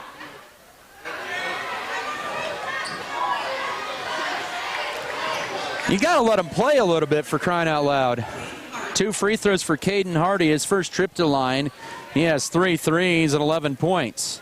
And that one will crawl in, and Holcomb now, they have hit 3. They are now 14 of 18 at the line, and have built up their lead 45-38 with 4:15 to go.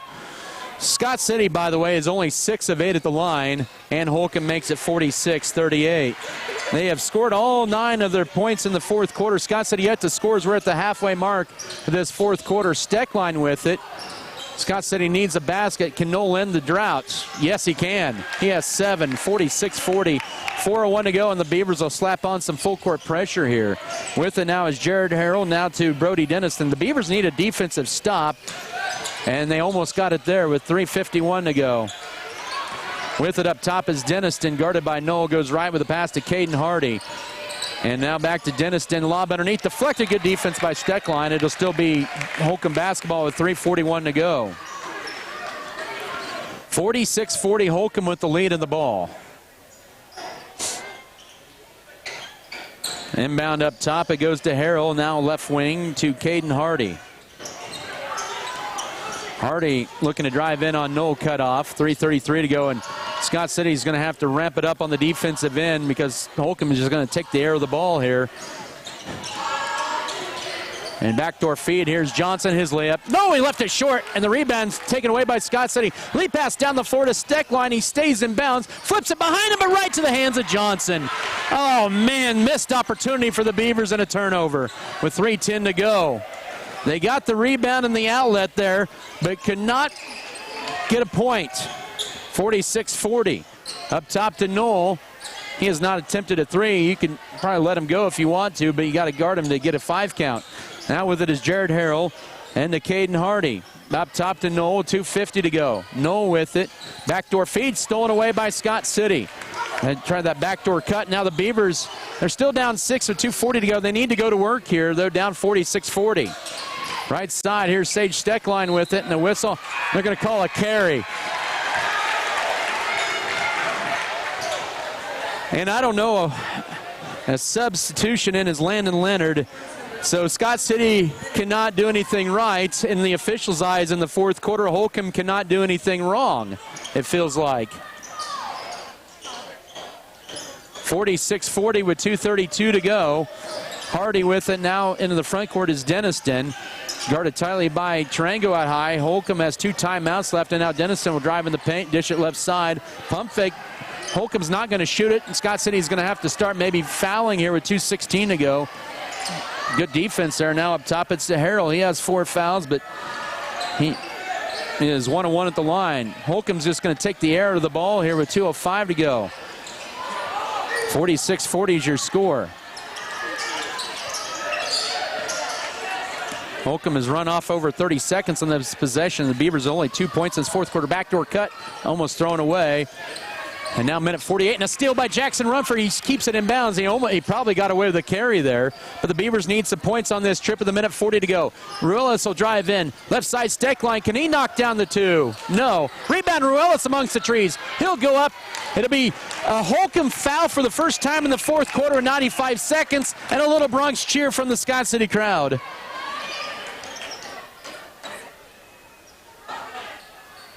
And they're saying it's a shooting foul for Ruelas. He'll get 2 free throws, and that'll be it for Jared Harrell. He'll be disqualified with 1:35 to go and 10 points. As he'll be exiting, entering will be Corbett Johnson. Brian Gentry wants a full timeout. We'll take it as well with 95 seconds to go. Holcomb 46, Scott City 40. The Beavers at the line when we come back in a minute. This is Scott City basketball.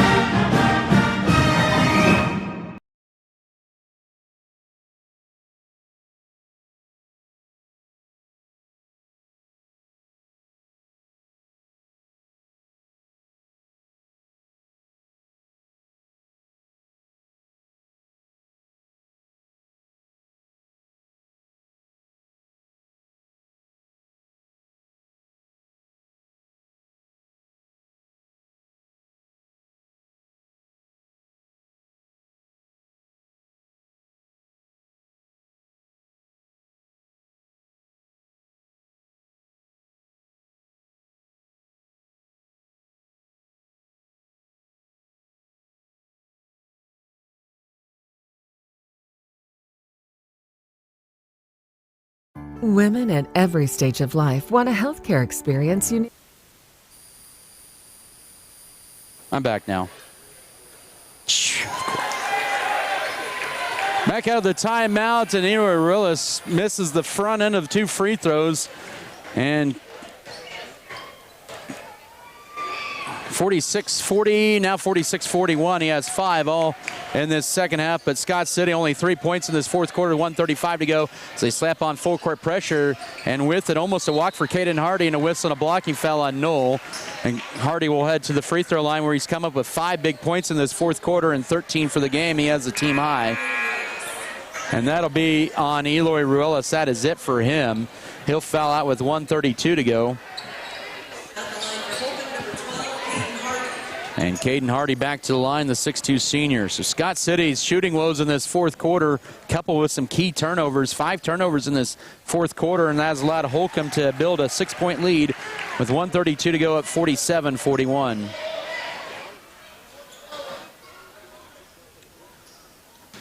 This is a frustrating night for Scott City, to say the least. Second free throw also good, 48-41, as Hardy now with 15 in the game. 7-point Holcomb lead with a minute 25 to go. With it is Rumford, and now out to Duff. He'll try an open 3. And that short rebound, Rumford had it, but then in the hands of Denniston. And now he's got a timeout by Holcomb. One of their final 2 timeouts used there with 1:14 to go. We'll keep it right here.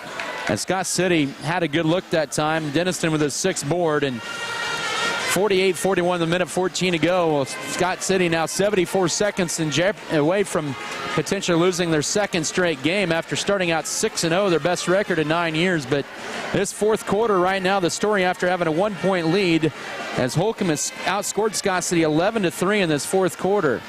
I don't know if it's a little bit of fatigue maybe setting in for Scott City, but turnovers as well have crept up. 5 turnovers in this fourth quarter. They have 12 for the game.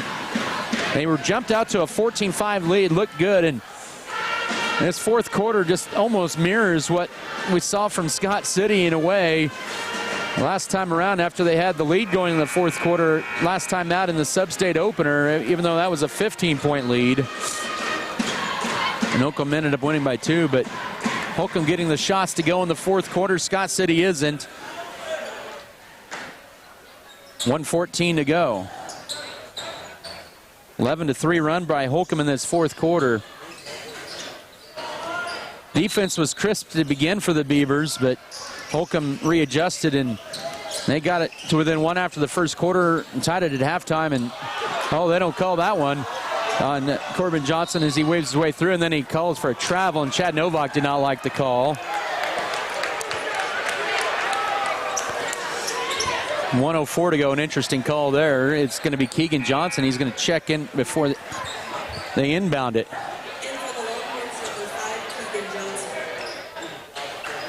So that'll be Drayton Knoll a little deep. May preserve Knoll for foul issues into Steckline. He's been scoreless tonight.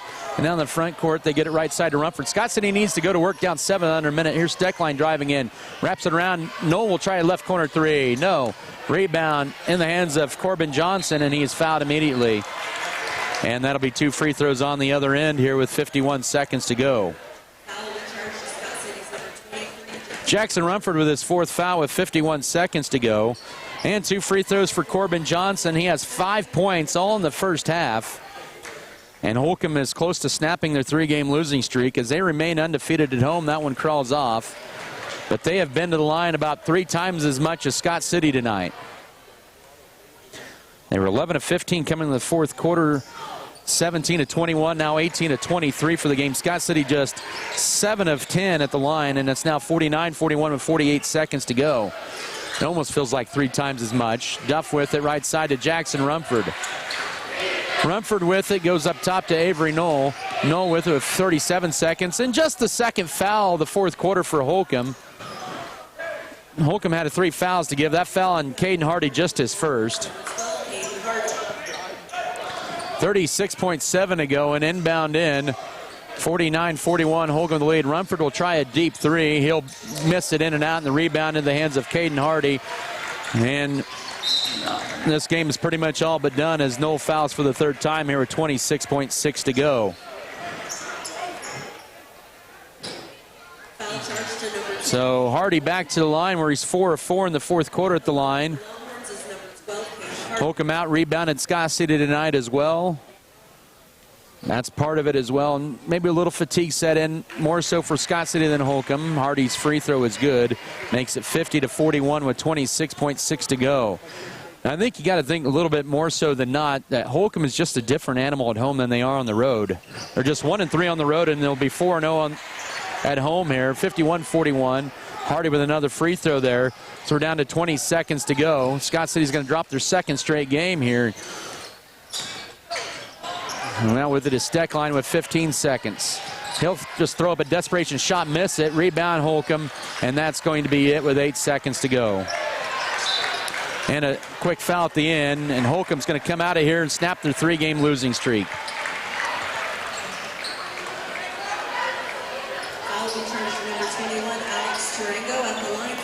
It'll be a season low of points for Scott City.